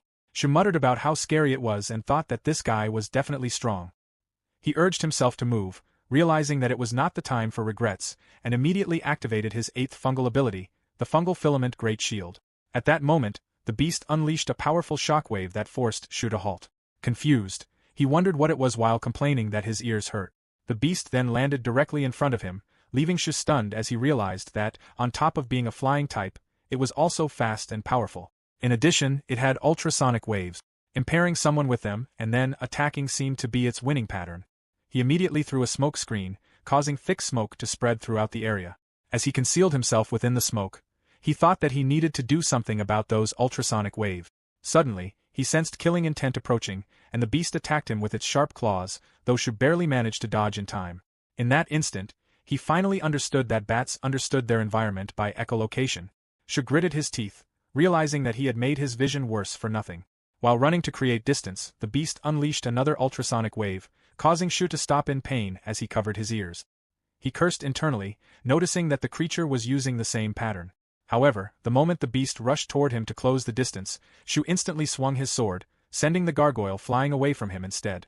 Shu smirked, remarking that it had been close, but the pattern was not going to work on him anymore. It had been the right decision to use the recovery ball as an earplug. He noted in his thoughts that the beast's skin was very hard, almost like stone. If he did not put everything he had into his swing, he was not going to be able to reach its flesh. Keeping his distance was disadvantageous. He had to make this a close-ranged fight. With that in mind, Shu activated his ability and leapt from wall to wall until he reached the beast in midair. The instant Shu attacked with his sword, the beast blocked it with its claw, shocking him as his body fell back toward the ground. The beast launched another strike, but Shu defended himself with his fungal shield, reminding himself that it was fungal filament after all. Using the wall as leverage, he pushed off once more and charged toward the creature, delivering a powerful blow to its stomach that sent it crashing to the ground. Without wasting any time, Shu followed up with another attack using his electric ball. The moment it struck the beast, electricity surged through its body, electrocuting it. This was Shu's seventh fungal ability, Electric Ball. The moment its cocoon was broken, it discharged electricity. Shu noted that even if it was damn hard, if it was affected by electricity, then there were gaps in its armor. Shu landed beside the convulsing beast and swiftly severed its wings, thinking that with this, it could not fly anymore. Now all he had to do was shave away at it like usual. However, his thoughts were interrupted when the electrified beast suddenly stood up again, its eyes fixed directly on him. The creature charged once more, and Shu blocked it with his shield before slashing at it again, causing blood to burst from its torn flesh. Even so, the beast continued attacking relentlessly. Shu was stunned that it still refused to go down. He continued striking it, severing its limbs one after another, unable to believe that this guy was still not done. Then, all of a sudden, the beast unleashed another ultrasonic wave attack. Shu endured the pain caused by the deafening noise, and the moment it subsided, he immediately slammed his shield into the beast, staggering it briefly before using his sword to slice its body apart piece by piece, finally defeating it completely. After the intense battle, Shu let out a deep breath. Tomiko called out to him, praising his efforts and saying that he had done an amazing job. Shu replied that the beast was seriously strong, and that it was not just its attacks but its tenacity as well. Deep inside, however, Shu felt despair as he reflected on how the beast had been alone there, in a place full of enemies. Even so, it had not wanted to die. It had survived in this hellhole up until that day. And if they had not come there that day? Sensing his silence, Tomiko interrupted his thoughts, and Shu gently stroked her head, reassuring her that it was nothing. He then suggested that they partake, and Tomiko asked if he meant its sporangium. After extracting the sporangiums from the beast's body, Shu turned to her and said that they should be diligent and prepare for tomorrow's provision. Tomiko was amazed that he was facing forward. She then said that she would soon squeak to his head, starting from the middle being a bit extreme. Shu told her that he had seen it, even though it was only now. Tomiko asked what he meant. Shu explained that what he meant was their expression of gratitude. They should be grateful for this one's life. Internally, Shu admitted that he was aware of these selfish thoughts, but there was definitely something that he had gained from it. And the opponent to throw it all against existed on the upper floor. Chapter 9 begins. The next day, Shu turned to Tomiko to check whether she was ready, but Tomiko remained silent. Shu understood that she was anxious, and as expected, even after everything they had done yesterday, it had not helped. Tomiko then asked Shu for a promise that he would not go overboard, and Shu assured her that he knew. With that, the two began their journey toward the 49th floor. As they moved through the area, Tomiko informed Shu that an Orthros was ahead. Tomiko's third fungal ability enabled her to measure another's level, making it essentially a level scouter. Until now, they had relied on Tomiko's mother's knowledge, but with this ability, they were able to determine each individual's level. Tomiko determined that the Orthros was level 40 and posed no threat. She asked what Shu would do, and he decided that getting ambushed would be bad, so they should attack immediately. In an instant, Shu defeated the monster and extracted the sporangium from its body. He noted that they should prepare as best as they could before the boss, and Tomiko agreed with the idea. She informed him that after this, they would arrive at the stairs to the 49th floor. Shu was momentarily stunned as he stared at the small entrance ahead. He wondered whether there was any chance of the boss chasing them through the stairs, then considered whether it would even fit through there. The thought made him wonder if it was really that big. Without any more hesitation, Shu decided that they should go. As he climbed the stairs, the journey brought him back to his salaryman days. He did not know what was going on outside, but if he could pass through here, he could find out. Moments later, Shu remarked that the pathway was quite long and that they should rest for a while. Tomiko informed him that she was not tired yet. Shu pointed out that she was always on his shoulder and wished that he could be carried for once. Tomiko quickly suggested dragging him along the ground instead. Shu apologized and clarified that it had only been a joke. After that, they continued along their path, and not long afterward, they finally arrived. Tomiko warned Shu that the boss had probably already noticed them as well. Shu gently carried her small body and placed her on the ground, leaving her to watch from there. Anxiously, Tomiko reminded him to make sure he did not go overboard and to immediately squeak to safety if things became dangerous. Shu kept that in mind before setting off into the area where the boss was. Upon finally seeing it in person, Shu's body froze. A massive creature was only a short distance away from him, and his body shuddered at the sight. Although he could not see any facial features, he knew for a fact that it recognized his existence as prey. At that moment, something flew toward him, but Shu immediately sensed it and blocked it with his shield. Without hesitation, the slime launched another attack, extending its body like a tentacle at incredible speed toward Shu and forcing him to dodge immediately. As he avoided the strike, he reflected on how fast it was and how there was no preemptive movement before it struck. Shu's shield crumbled under the continuous attack. Under the continuous assault, Shu's shield crumbled apart. The tentacles then sprayed liquid toward him, and Shu quickly summoned another shield to block it, only to realize as it slowly dissolved that the liquid was acid. He immediately retaliated by throwing a fireball and an electric ball at the slime. The moment they struck its body, they exploded, melting the area they hit. Seeing that, Shu wondered whether the attack had worked, but the melted portion soon bounced back and returned to its original form. Shu was shocked to see that it had already returned to how it was. Instantly, the slime attacked again, stretching countless tentacles toward him. Shu cursed aloud upon realizing that the slime remained unfazed. He noted that not only was he unable to read its movements because it had no joints, but it could also reach anywhere within the space. The moment acid touched Shu's sword, the blade melted instantly. While running from the pursuing tentacles, he desperately wondered what he should do. Suddenly, the area exploded and thick smoke spread everywhere. Seeing this, Tomiko anxiously called out to Shu. Meanwhile, Shu had managed to survive the previous attack. He recalled Tomiko's words about her mother explaining that although the slime was an absolute monster, it had internal organs located around its center. If an attack could reach them, there was a chance of defeating it. With that in mind, Shu quickly threw his sword toward the slime. The moment it struck the jelly-like body, he immediately slammed his fungal hammer onto the embedded blade, forcing it deeper into the creature. Shu wondered whether the attack had worked and whether he had reached the slime's weak point. Suddenly, the slime's body trembled, and without warning, it erupted, releasing tentacles in all directions. Several struck Shu and threw him backward. As he was pushed away, intense pain surged through his body before he crashed to the ground, where he saw his severed leg lying nearby. Shu gasped in agony as he realized that the acid from the tentacle had eroded his leg. He had reached his limit. Immediately, Shu called out to Tomiko and decided that they had to run away. Tomiko quickly responded, and while Shu attempted to run toward the exit, he reflected that he had at least gained experience with how the slime attacked and how fast it was. That was a satisfactory result. Just then, Tomiko warned him that something was coming from behind.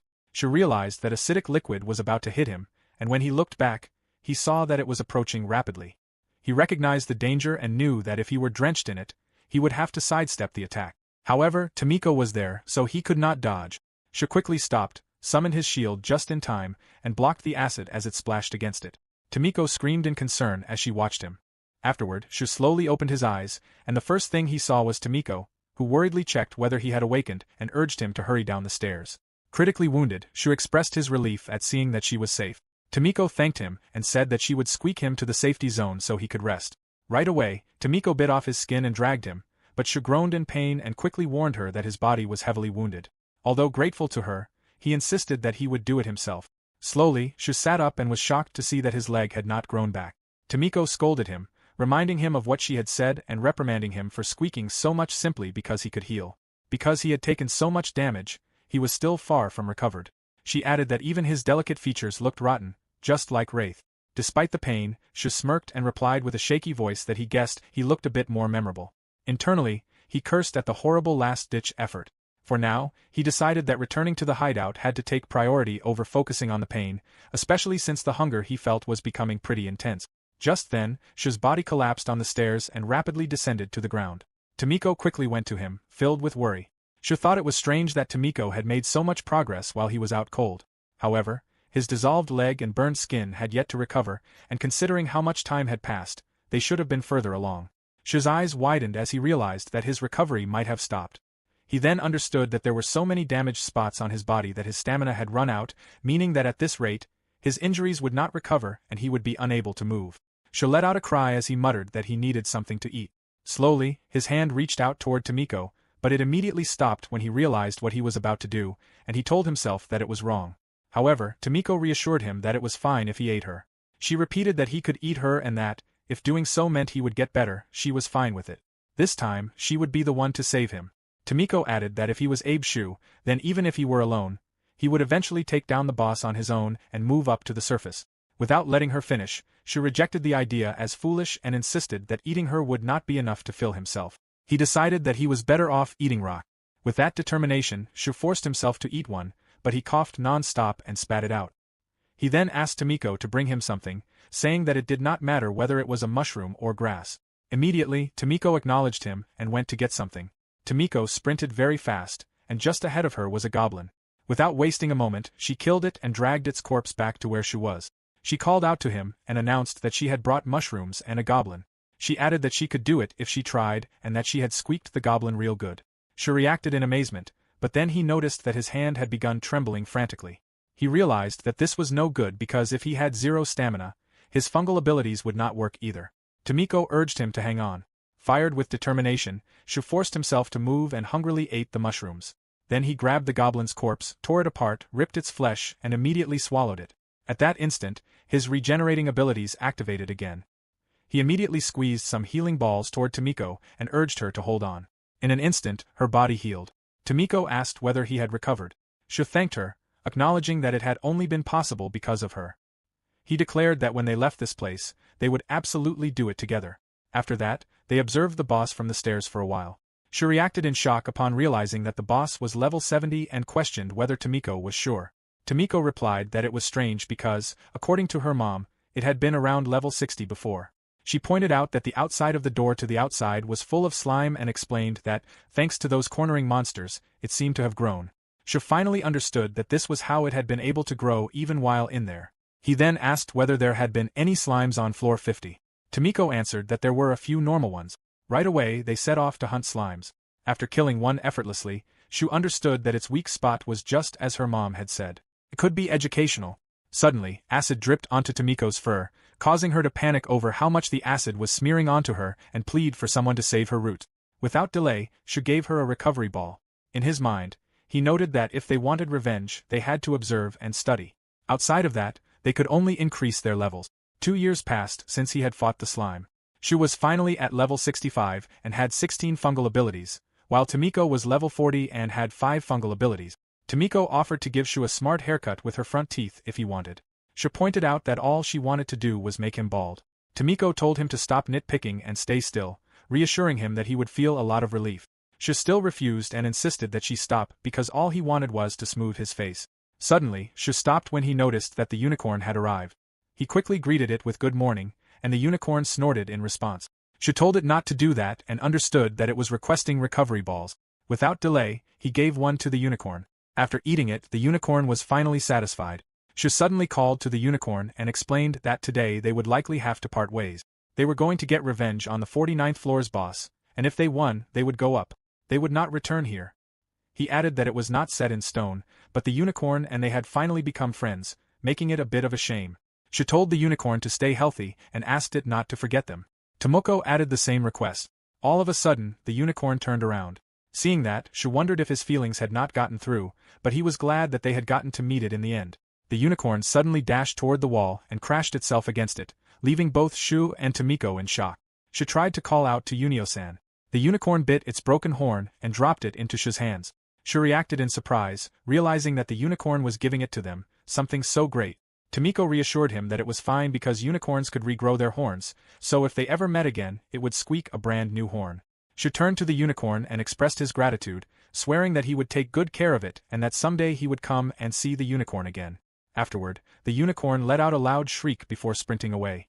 Both Shu and Tomiko's eyes filled with tears. Shu remarked that after receiving something like this, losing would be very not cool. Tomiko agreed with him. Meanwhile, outside their hideout, a beast desperately fled as a rain of acid flew toward it. The creature continued running until it suddenly stopped after encountering the boss slime. At the same time, Shu and Tomiko packed their food and crawled out from their hideout. Shu declared that it was time to go, and before leaving, he bowed at the entrance of the hideout in gratitude for everything it had provided them. Seeing this, Tomiko quickly followed his example. Elsewhere, the beast that had been chased by the slimes was swallowed whole by the boss slime, and its body melted away until nothing remained but bones. Meanwhile, Shu and Tomiko prepared themselves for battle, and Shu announced that they would finally bid farewell to that floor. In the middle of using Tomiko's level scouter ability, she observed the slime boss. After gathering information, she immediately returned to Shu and informed him that it was stronger than before, squeaking above level 70. Shu replied that he understood, but the memory of the battle from 2 years ago resurfaced in his mind, causing his fist to tremble. Seeing this, Tomiko nervously asked if he was scared, her own body shaking as she declared that she would fight together with him too. That fake acorn-like thing would crack before her. Hearing that, Shu finally relaxed slightly and let out a small chuckle before patting her head and joking that it would be funny if she became bald again. Tomiko angrily shouted that he should forget that ever happened. Shu realized that even when fighting alone, he would not be entirely by himself. He bumped his fist against Tomiko's tiny hand and said that when push came to shove, he would be counting on his partner. Tomiko confidently reassured him to leave it to her, then suddenly called out to him again and told him to win. Shu nodded in response. He then removed his clothes, leaving himself half naked to prepare for battle, and summoned his katana. Standing before the towering enemy, Shu wondered if it was because of his trauma from these past 2 years, but the slime looked bigger than before. At that moment, the slime attacked, but Shu swiftly dodged, causing the attack to crash into the ground instead. Gritting his teeth, Shu remarked that, as usual, it packed quite the power. He immediately activated another ability, causing his sword to glow brightly before he slashed through one of the slime's tentacles. The moment it was severed, acid splashed out violently. Seeing the result, Shu realized that this method would work. The ability he had used was his 5th fungal ability, luminescent spores. If these spores enveloped his sword or shielded it, they increased the sharpness or toughness of the item. Shu then activated another ability, and threads began twisting from his back before forming into 2 arms. This was his 6th fungal ability, the fungal filament arms. The grown arms were also able to use abilities. Just then, the hands growing from Shu's back each summoned their own swords, creating a 3-sword style for the second round. At that moment, the slime attacked once again with its tentacles. Shu gritted his teeth, thinking about how those tentacles had no joints or indication of their starting motion, how there were seldom any feints, and how their movement was difficult to follow. But that was fine. He only had to concentrate. With swift movements, Shu severed the incoming tentacles one after another. He taunted the slime, asking if it had missed him and demanding that it keep coming at him. Acid burst out from the severed tentacles, but Shu smirked, convinced that everything was going great. He recalled that the slime was made up of 3 different layers. The first layer was called membrane, the slime's cellular flexible muscles that covered the inner fluid. The second layer was called body fluid. Those exposed to it would be subjected to a strong acid. The third layer was called the nucleus, containing the brain and the other vital organs. The information Tomiko's mother had left her was true. If they destroyed the nucleus, the slime would die. Its nucleus was protected by a large quantity of fluid. When it came to the boss slime, the amount was nothing to joke about at all. Therefore, the most straightforward and steady tactic for Shu was to chip away at its tentacles. With that strategy in mind, Shu charged toward the slime again and severed more tentacles using both his swords and fungal balls. The torn tentacles crashed onto the ground as acid splashed toward him, but he immediately blocked it with his shield. Shu then skidded backward across the ground, panting heavily as he admitted to himself that, as expected, the drain on his stamina was enormous from continuously using these fungal abilities. Each successful attack diminished the amount of luminescent spores, and he was already at his limit for replenishing them. He wondered if slimes became fatigued. Compared to when he had started, the slime was definitely getting smaller. With that, Shu decided it was time to take a break. He immediately threw a fungal smoke screen ball and detonated it around himself, causing thick smoke to spread through the area. Taking advantage of the cover, he quickly exited the boss chamber. Tomiko welcomed him back, and Shu exhaustedly admitted that he needed a small break. Tomiko praised him for how well it was going and offered him some water before scolding him and reminding him that his footwork was important. Suddenly, Shu called out to her in a serious tone and explained that there might be a need to escape. Its size had decreased, and there were fewer tentacles than before. The plan was for him to distract the slime while Tomiko looked for the switch to the door. He told her not to take a risk and to return to the front if necessary. Tomiko stayed silent for a moment before agreeing, accepting that if Shu thought that, then it was okay. It was best for them to reach the surface and squeak in their best condition. Shu paused briefly before telling her that their current foundation was not strong, so they should not let their guard down just because they had gained a little strength. If they did something unreasonable, failure would mean death. Tomiko had gotten angry at him about that before. Hearing that, Tomiko quickly turned toward him. Shu apologized and admitted that he thought he would not be able to help himself again. He wondered whether its sporangium would hold an amazing ability once they ate it. He added that, thanks to this king slime, there were a lot more slimes on the 50th floor. If they did nothing, the oasis might get invaded one day. Unio-san and the oasis helped them out a lot, so it would not hurt to return the favor. Tears began welling in Tomiko's eyes as Shu poured water over himself and declared that, with that said, he would show her something manly. He wanted to make sure she did not miss the moment they took revenge for her mother. Tomiko slapped his face and shouted at him to just go already. Immediately afterward, Shu rushed back into the boss chamber, declaring that it was time for round 3. Shu approached the slime, but he noticed that there was no reaction even when he came this close. It was not sending any tentacles his way either. He wondered if it could be dead. All of a sudden, however, its body wobbled, and in the next moment, something swirled from within it. Shu was stunned as he watched the threads slowly form into spikes, immediately recognizing it as a fungal ability. One of the spikes lunged at him, but Shu dodged it. He quickly activated his abilities and counterattacked by swinging his sword, but his blade was unable to cut through the tentacle. Shu was shocked to realize that it had suddenly hardened. Even his luminescent spores could not cut through it.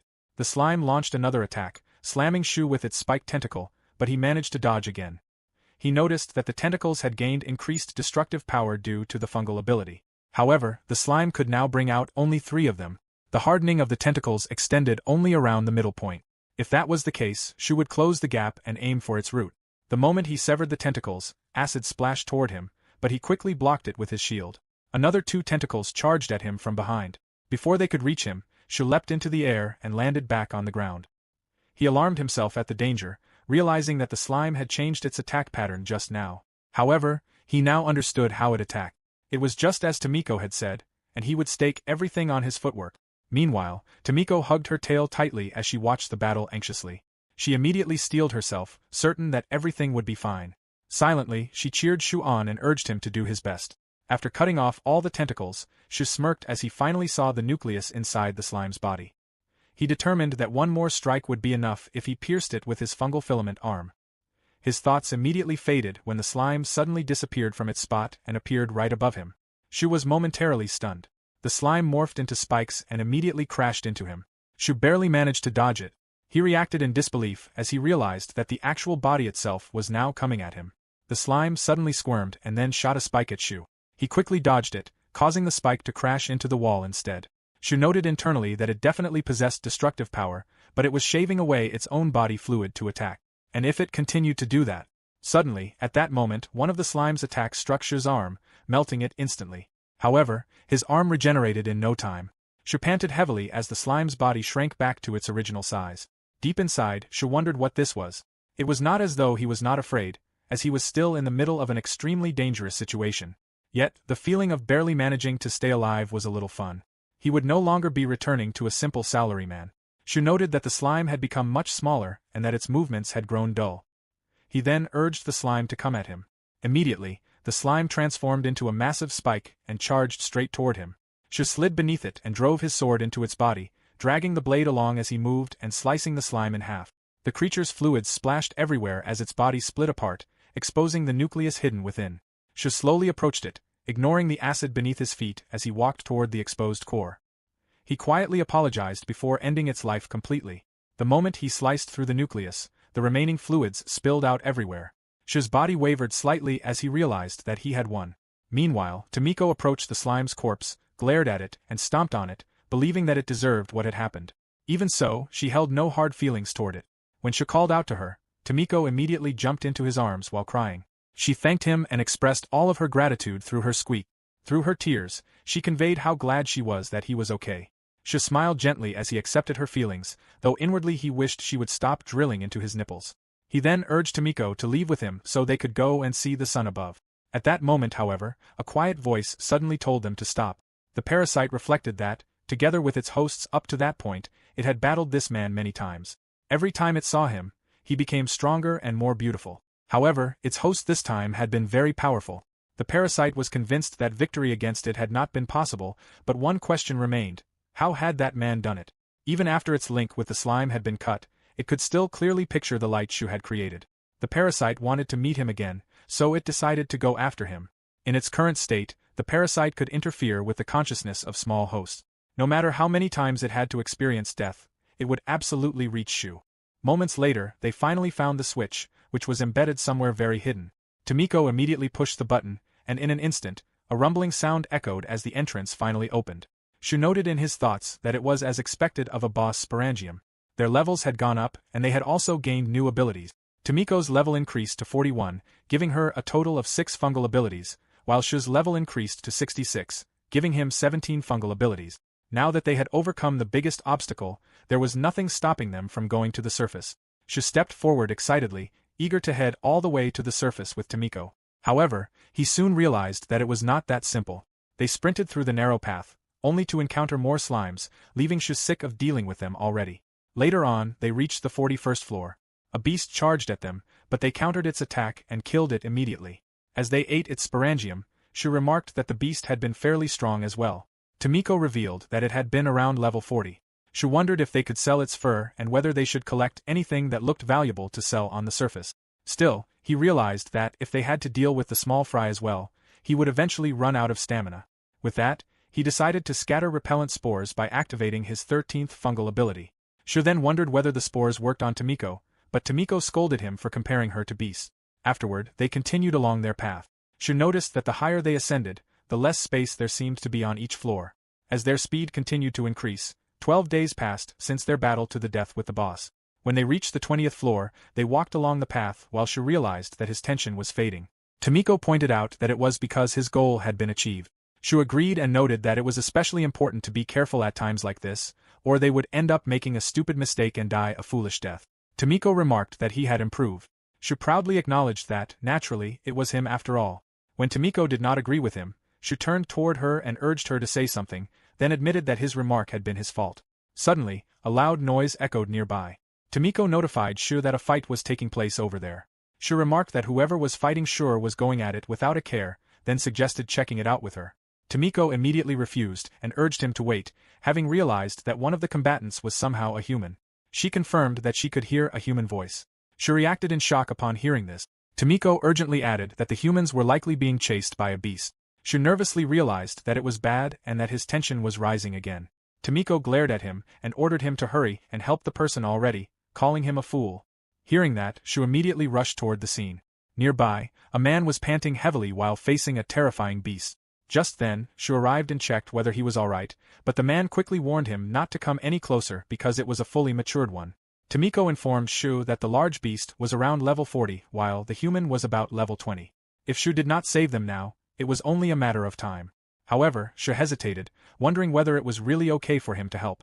He worried that they might get angry at him for stealing their prey, as there might be something like a hunter's manners involved. Nevertheless, he steeled himself and asked the man if he needed help. The man once again warned him that it was dangerous out here and urged Shu to escape, but before he could finish, the beast released a poison breath that caused the man to vomit. Shu immediately recognized it as poison. While the man was weakened, the beast charged toward him.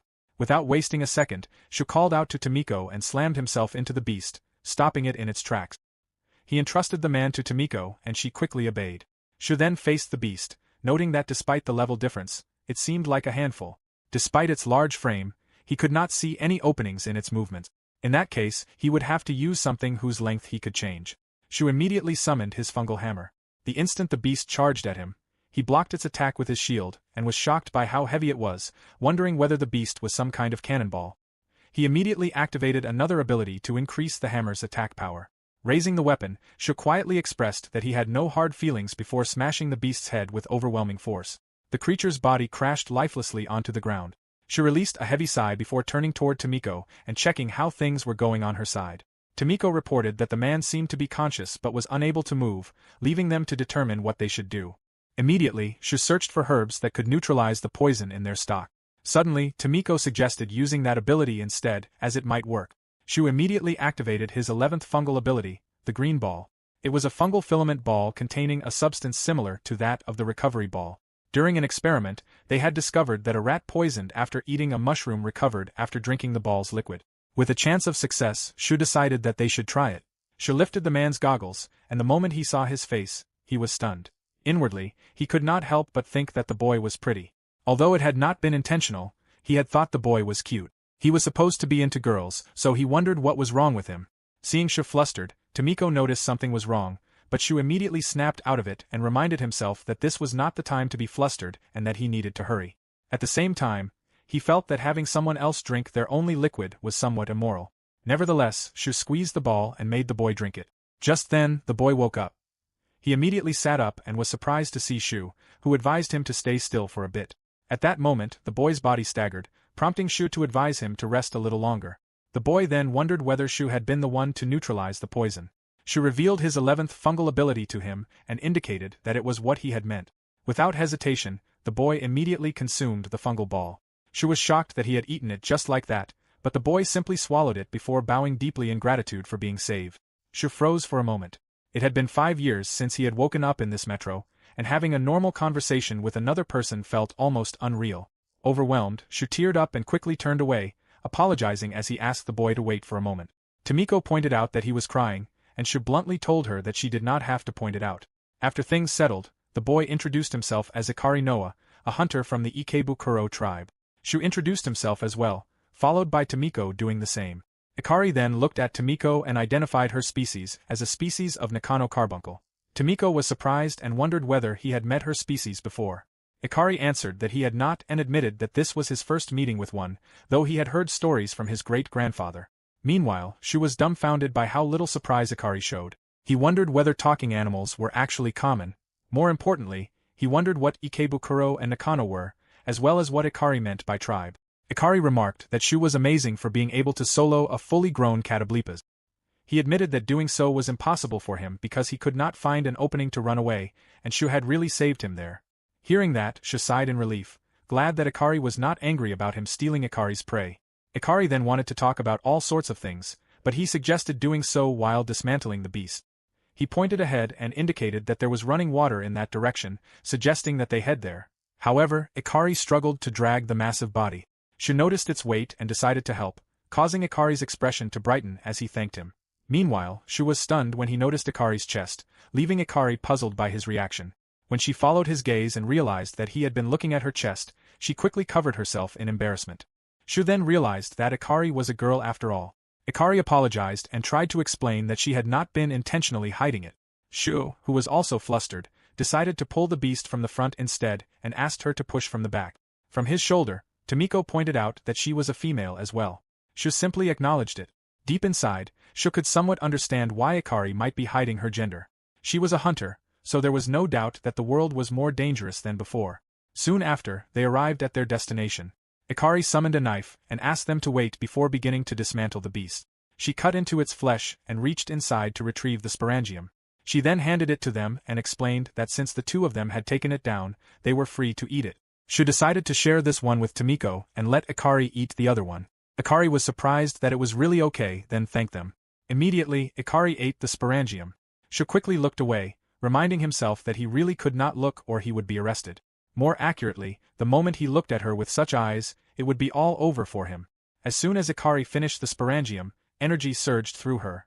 Shu flinched and quickly checked what was wrong. Ikari revealed that she had leveled up. Shu congratulated her. Ikari added that she had finally reached level 24 and thanked them once again. Meanwhile, Tomiko smugly revealed that she was at level 41. Ikari reacted in shock, amazed that Tomiko was over level 40. She then turned to Abe Shu and asked about his level. Shu casually replied that he was probably 66, as far as he knew. Ikari completely froze. She noted that being over level 60 was supposedly the level of a master. She repeated the unfamiliar term in confusion, wondering about a master, before deciding that it was probably so. Shu then asked whether, besides the sporangium, they also took the skin and meat. Ikari confirmed that they did. She explained that Catablipa's hide could be used to make clothes for hunters, while the fatty meat was rich in flavor, so they would salt it and make bacon outside. Shu reacted with excitement at the mention of bacon. He then remembered that the creature had breathed poison earlier and wondered whether the meat was safe to eat. Ikari reassured him that it was safe.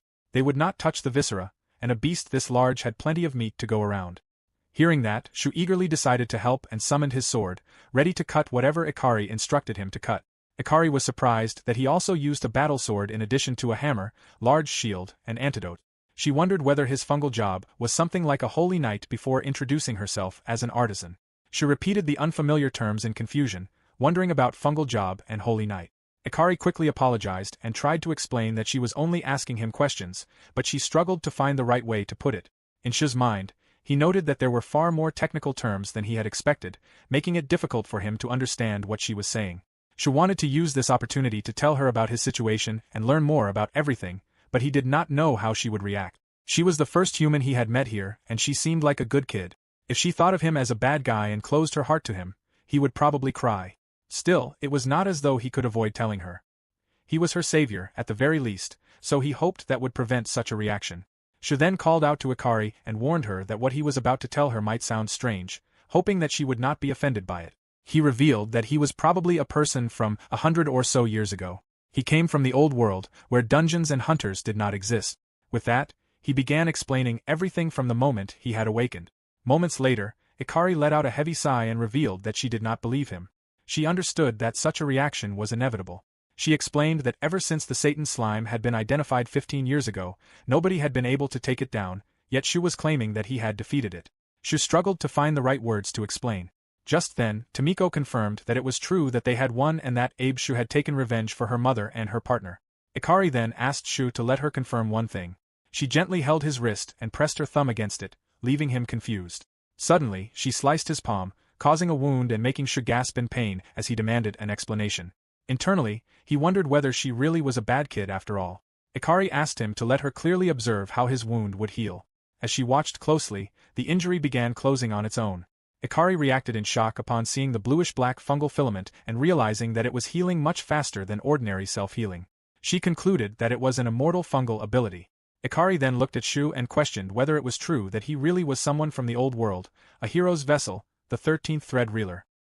Shu echoed in confusion at the term thread reeler, while Ikari hesitated, wondering where she should begin her explanation. She then suggested continuing the conversation after they stepped outside, since it was a really long story and would be difficult to explain properly there. Shu replied that he understood. Ikari apologized to him once again, and Shu quickly reassured her that it was okay and that they still had things to do. In his mind, he was glad that she believed him, though he wondered whether it was really that amazing. Ikari pointed out that it was already a little late to start heading outside that day and suggested that they have a boar hot pot that night. Shu reacted with excitement, while Tomiko wondered what a boar hot pot was. Shu explained that it was a hot pot made with boar meat, the king of game meat. Tomiko asked whether it was tasty, and Shu admitted that he had never had any. Ikari giggled and revealed that, if she was being honest, that was precisely why she had come there. She had tried some in Naruma before, and the taste was quite unforgettable. However, the result had been that she almost got eaten herself. Shu remarked that it had been a lot bigger than a normal catapleba's. Moments later, Ikari instructed Shu on how to slice the beast's meat. After separating the parts, he washed them in the river.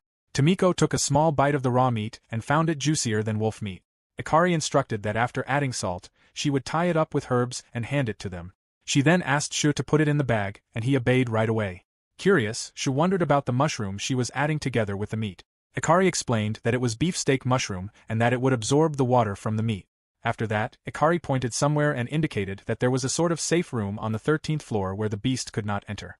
Once they reached that place, they would be able to rest easy for the day. Shu mentioned that he would use the beast repellent again.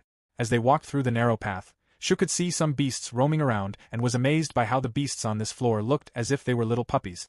Ikari noted that if they were compared to the beast from floor 50, it made sense. Tomiko smugly declared that they were no match for her, and Shu agreed. After walking for a while, Ikari pointed to a small crack and indicated that it was right there. As they passed through it, Ikari ignited her lamp.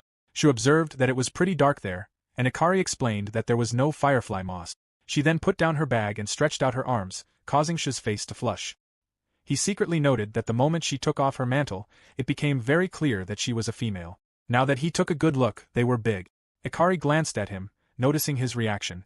Shu quickly denied anything was wrong and explained that he had only been wondering whether all hunter clothes were like that. Ikari informed him that it was an orthodox jersey, but it was cheap and had good resistance to stabbing as well as dirt, which had made it a favorite among hunters. Shu realized that it was called a jersey after all. Ikari then asked both Tomiko and Shu to fetch some water.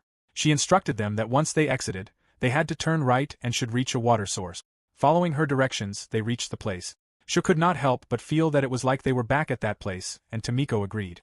Shu wondered whether Yunio-san was doing all right and hoped that was the case. While filling the bottle with water, Tomiko suddenly questioned whether the human, Ikari Noa, was a trustworthy person. Shu answered that he thought she was a good kid, though it seemed like she was finding it hard to say something. Hearing that, Tomiko decided to believe him. Shu grinned, finding it kind of her to say that for a squirrel like her. Before long, they returned, and Ikari welcomed them before beginning to cook. First, once the water started to boil, she dissolved the miso. Second, she added the seasoning, salt, and herbs. Third, she added the vegetables, mushrooms, and meat. The aroma alone made Shu and Tomiko look very hungry. Later, the dish was ready and Ikari gave them their share. Both Tomiko and Shu quickly expressed their gratitude before taking their spoons and eating. Upon tasting it, their bodies froze momentarily, then they quickly ate with tears in their eyes. Shu was overwhelmed by how good it was, to the point that his body would not stop eating. Tomiko exclaimed that her tongue was in delish heaven, that she could not take it, and that this was a squeak unlike any other. Hearing that, Ikari smiled before tasting her own cooking. She found it so good, especially because they had obtained the meat themselves. Moments like this made her appreciate being a hunter. Ikari urged them to eat more since there was still plenty, adding that next time she would use lighter seasoning for Tomiko-san. Hearing this, Tomiko praised her as the best. She pointed out that Tomiko had been baited far too quickly, though he was no different. Moments later, Ikari boiled some water and offered Shu coffee. Shu was surprised that they had coffee and eagerly accepted some. As Ikari handed it to him, she briefly explained that it was grown in Narima and was a mushroom coffee. Coffee mushrooms were grown there, then roasted and crushed into a fine powder that could be used to make a drink. When Shu tasted it, he silently found it bitter, but there was no mistaking that it was coffee. Tomiko excitedly asked for some as well, but when she tasted it, her face crumpled from the bitterness. Suddenly, Ikari brought up Shu's lack of knowledge regarding this world, including his own body, and revealed that she might be able to help him learn more about it. She knew more about the previous era than other people did. Shu reacted with surprise. Ikari urged them to leave early the following morning so they could reach the outside while there was still daylight. First of all, she thought it would be best for him to confirm everything with his own eyes. Although anxious, Shu understood. He then expressed his gratitude for how much she had helped him by teaching him about all sorts of things. Ikari smiled, feeling that she could say the same, since the two of them were her saviors. She shifted the topic and asked how old she was. Ikari answered that she was 18 years old. Hearing this, Shu wondered whether she was basically a JK and tried to remember what he had been doing at her age. Noticing his silence, Ikari tried to get his attention. Shu mentioned that if he did not count the time he had been asleep, he should be 28 that year, at least as far as he could tell. Ikari stared intently at his face while muttering his age, then remarked that he looked a little younger than that after all. Tomiko suddenly interrupted by informing Ikari that she was 10 years old. Shu pointed out that she had wet the bed the other day. Without warning, Tomiko struck his face, causing blood to burst from his nose. Later, as the night deepened, Ikari asked whether it was okay to put out the fire. Shu agreed. Ikari then sought Tomiko's opinion, but Shu noted that she had already jumped the gun and was sleeping. With that, Ikari turned off the fire and wished them good night. Shu did the same before they went to sleep. Meanwhile, Tomiko was already sleeping peacefully and dreaming about her mom. A few years ago, on the 50th floor, a squirrel panted heavily as she stared at the baby she had just given birth to. At that moment, she thought about Katsuo and reflected that the life he had given her had allowed her to meet this girl. She whispered to her child that a special ability or a mission of some sort did not matter to her, because she would be the one to protect her child. A few years passed, and her child grew. The squirrel observed that her daughter was starting to resemble her a lot, while the pattern of her fur was definitely her father's. Her daughter's eyes were possibly hers. The squirrel realized that she would need to think of a name for her child soon. At the same time, she thought about her husband waiting back at home, Tarochi, and her lovely mother, Meikyuu. She then decided that from that moment on, her daughter's name would be Tomiko. Later, as they usually did, the mother pointed at an insect and asked what it was. Tomiko cheerfully identified it as koroni. Her mother pointed to another, and Tomiko immediately identified it as tankuri. Her mother praised her for correcting them all before suggesting that they go a bit further that day. Tomiko cheerfully agreed. Meanwhile, the mother reflected that one had to learn, possess knowledge, and gain power to survive in this underground world, how to catch insects, how to choose mushrooms, and how to distinguish animals and vegetation. There was also the rampant danger in the metro beasts, as well as the various traps in this complex labyrinth. One needed the know-how to anticipate all of that and evade it. While they were resting, Tomiko asked her mother to tell her about the surface again that day. Her mother began telling her about it, knowing that they should have the know-how about the world outside. She realized that her daughter, Tomiko, was a really quick learner and might even be more capable than her. However, intelligence was not the only trait that had been passed on. All the words she usually blurted out at her prey had been taken imperfectly. Tomiko had seen her mother do that, making her just like her mother had been back in the day. The mother then told Tomiko that from then on, she must end her sentences with a squeak. Tomiko echoed the instruction in confusion. Her mother explained that it was a magical charm that would bring her happiness. Internally, she noted that the carbuncle species and the humans of this country, named thread reelers, had a friendly arrangement. With just them alone, it would be impossible to get past the boss on the 49th floor. For now, they could only hope that hunters would come and deal with it. If things continued like this, when Tomiko eventually met a hunter, she might be treated as an emergency ration. The mother decided that Tomiko needed to become a valuable asset when that time eventually came. She then informed Tomiko that, just as she had met her dad and her partner, the spell was meant to help her when Tomiko's happy encounter came. She encouraged Tomiko to do it, and Tomiko immediately squeaked that she could. Hearing that, her mother hugged her and praised her for being smart. Tomiko exclaimed that she loved having her belly rubbed. Seeing this, her mother could not help but think that Tomiko was just like her father. The carbuncle species, like Tomiko and her mother, were not suited for battle. Hunting was done with extreme care and precision, and any sporangium obtained was shared. Tomiko did not receive any major injuries and continued to grow, waiting every day for a meeting with a hunter. One day, the mother coughed heavily, and Tomiko worriedly asked whether she was okay. The mother reassured Tomiko that she was fine and that it was only a light cold. She apologized for making Tomiko worry.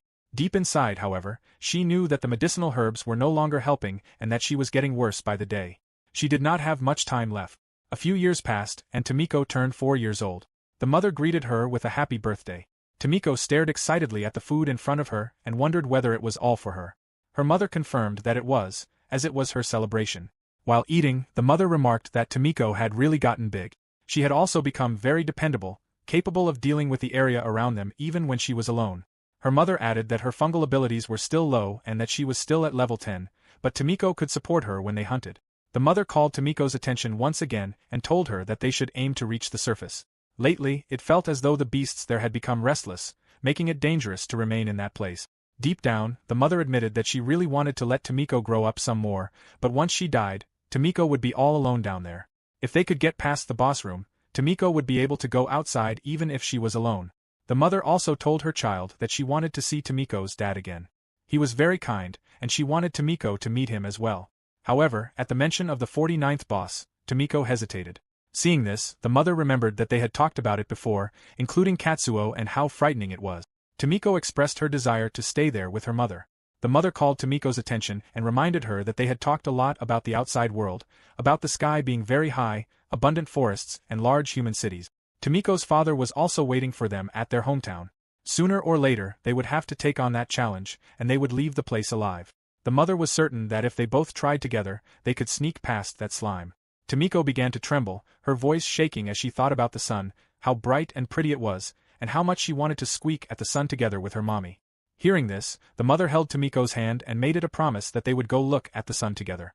After that, they climbed the stairs, with the menacing aura growing stronger as they got closer.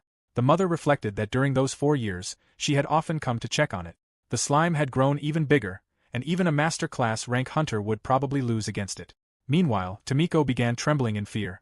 The mother quickly hugged her and reassured her that everything was okay because she was with her.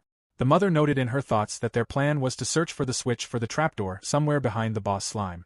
From experience, she knew that it should be possible to open it from the inside. If it was there, it should be on a wall near the slime. However, they needed someone to play the role of decoy and distract the boss. They would wait there until something showed up that could buy them some time. Just then, a loud roar echoed nearby. The mother quickly followed where it came from and realized that the roar was coming from the orthros. It had come from the door side. It was fast and had good dodging skills, making it the perfect decoy. They would not get another chance like this. Without wasting a moment, the mother urged Tomiko to go in. However, Tomiko continued to shiver, and her body would not move. The mother stopped and glanced at her before hugging Tomiko and reassuring her that everything would be okay and that, no matter what happened, she would protect her. Tomiko responded with a squeak. As they charged in, the mother announced their departure and led the way. As they charged in, the beast was immediately caught by the boss slime. The mother urgently told Tomiko that they had to search for the switch around there, and Tomiko squeaked in response. While searching, the mother reflected that it was likely hidden so they could not find it at a glance, and that she needed to stay calm because the Orthros was still there. But her thoughts immediately faded the moment she glanced at the beast, which had now been crushed by the slime, its body slowly melting from the acid. She could not believe it had happened so quickly. At that moment, the slime's tentacle swung toward them, and the mother quickly pulled Tomiko along as they evaded it. Once they had successfully distanced themselves, the mother checked whether Tomiko was okay and whether she had suffered any injuries. Tomiko had not, but worry filled her the moment she saw that her mother's tail was slightly burnt. The mother reassured her that an injury of this extent was nothing. She then told Tomiko to run toward the stairs and go back, assuring her that she would be right behind her. Tomiko hesitated, but the mother shouted at her to go immediately. Right away, Tomiko sprinted toward the exit. Meanwhile, the mother, who had been left behind, thought that she needed to attract the slime's attention until Tomiko reached the stairs. Immediately, she scattered the mock charm, a scatter light reflecting fungal filament fragments. Then she activated her ability, Decoy. Once it came into contact with air, it emitted a sound similar to an animal's scream. However, the slime destroyed it in an instant.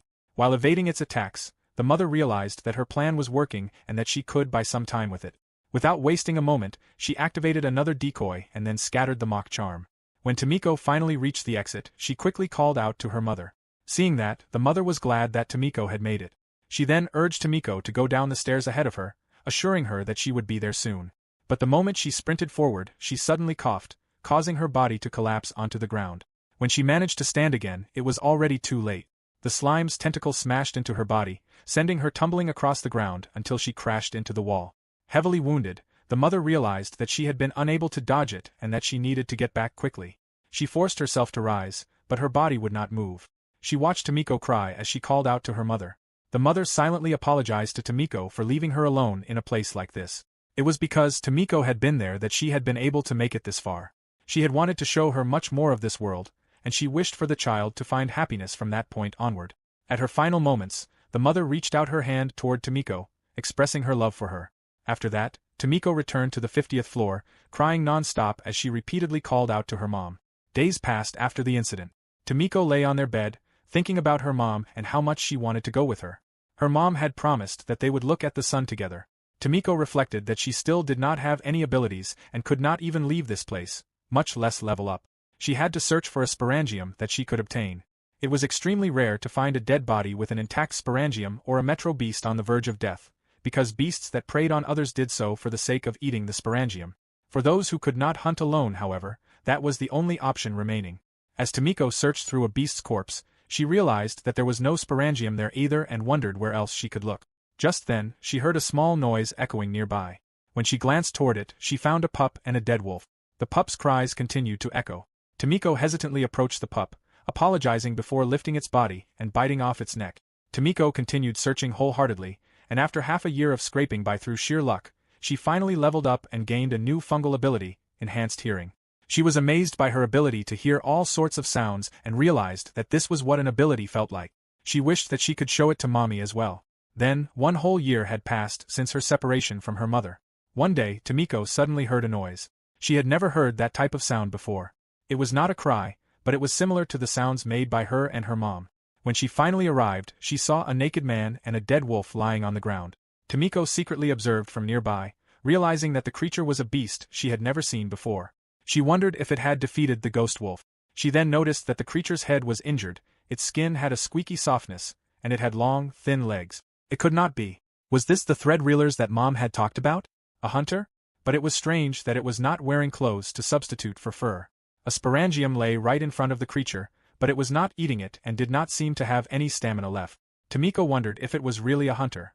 If it did not hurry, the blood would attract the other beasts. Tomiko hugged her tail tightly, desperately questioning what she should do. Just then, she felt her mom's hand comforting her. At that moment, she remembered her mom telling her that it was a spell to bring her good luck, just as she had met her dad and her partner. One day, Tomiko would have a happy meeting of her own. Recalling those words, Tomiko's resolve became firm. She could do it. It was a charm her mom had taught her, and she would show her that she could do it. Slowly, Tomiko stepped out from hiding. Then she sprinted toward the creature, asking whether it was not going to eat the sporangium. Back in the present, Shu noticed the rails running up the walls and the right turn that would have been impossible to make. A cave that had not been there yesterday was also among the things he had tried not to think about until he escaped, but now they were all he could think about. Anxiously, he wondered whether he would finally get an answer today. When Shu entered their temporary hideout again, Ikari greeted him with a good morning. Ikari rubbed her eyes and announced that she would make something light for breakfast, so they should start preparing to leave. Shu thanked her. He then tickled Tomiko's belly in an attempt to wake her. Tomiko blushed, called him a beast, and accused him of trying to assault a maiden while she was asleep. She slowly drifted back to sleep, and Shu tried to stop her from going back to sleep. Later, Ikari finished preparing breakfast. Shu sighed in relief, remarking that this finally felt like breakfast and confirming that yesterday's stew had not been a dream after all. Ikari informed them that they should depart once they finished eating, since if they left now, the sun would still be up by the time they were outside. Meanwhile, Tomiko hesitated before drinking and wondered whether it was the bitter stuff from the previous night. Ikari explained that it was green tea today, and that she thought Tomiko-san would be able to drink it. Hearing that, Tomiko excitedly ran around Ikari, giving her 100 points to Ikari Noa. Ikari thanked her. After that, they resumed their journey toward the surface. She remarked that, come to think of it, he had not really seen any other hunters besides them there. Ikari explained that Otsuka Metro did not provide any notable resources and was rather far from a town, making it an unpopular spot for hunters. In the past, there had been brave people who challenged the Satan slime, but everyone had lost that challenge. She further explained that she had heard even a super party of over level 50, consisting of famous master class people, had been unable to defeat the slime. This had further discouraged people from coming there, so hearing that Shu had defeated the monster alone had been quite a surprise. Tomiko quickly corrected her by pointing out that there were two of them. Ikari acknowledged that she was right and quickly apologized. Shu then wondered whether having several people over level 50 should increase their odds of winning. Ikari explained that there was also the matter of whether their abilities suited the need. Shu understood. Just then, two wolves charged at them. Shu killed them in an instant, leaving Ikari amazed. After extracting the sporangium, Ikari exclaimed over its vicious, dense, and bitter flavor, unable to get enough of the bloody smell of the sporangium. Shu was dumbfounded by the commentary, which made it look as though she were eating something tasty. After a short rest, they continued onward. Their path shifted from grassy ground to a river, then into a cave, where they crawled through a narrow passage. Nervously, Tomiko asked Shu which floor they were on now, wondering whether they had just passed the 12th, the 11th, or the 10th. Seeing her anxiety, Ikari laughed and informed her that they were on the 9th floor. Shu's heart began to race nervously. They were finally on a single-digit floor, and his tension was going through the roof. Tomiko bit his tail and shakily reassured him that everything would be okay because she was there. Shu pointed out that she was eating his tail. Afterward, they reached the 2nd floor. Shu noticed that the air felt different there. The mold smell was very thin, and they were getting closer now. Finally, they arrived on the 1st floor. Shu's eyes fixed on the exit. Tomiko leapt to the ground, determined to walk on her own feet as well, and decided that they would leave this place together.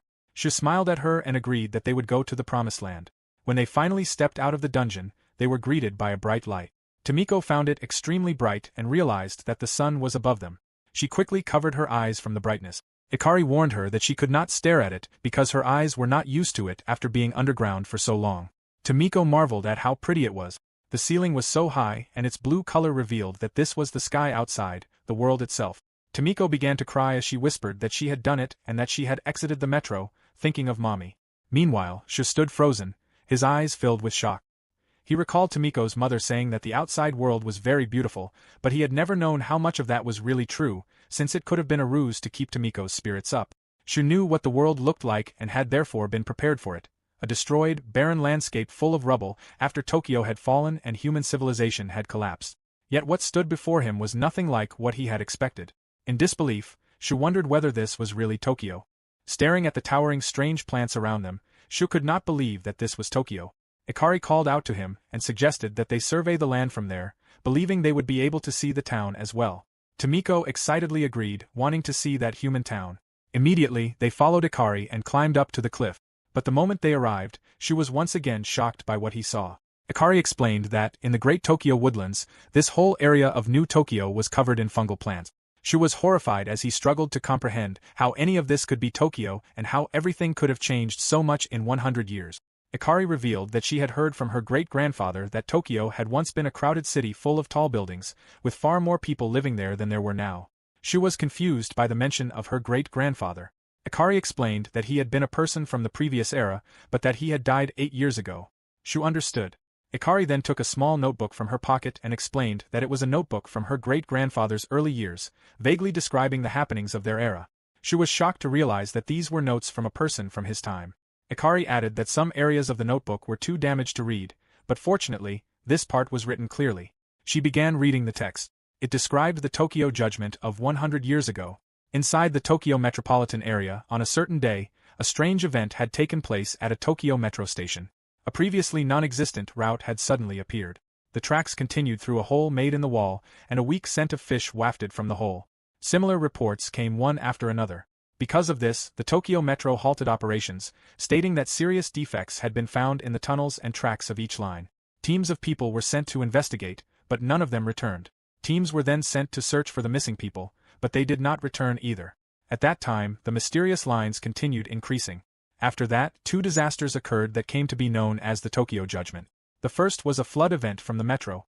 The extensive metro system beneath the Tokyo area suddenly underwent a massive change, causing a large earthquake to occur in the surrounding area. Then, the crumbling Tokyo was surrounded by a huge wall. Shu was confused by the mention of a wall.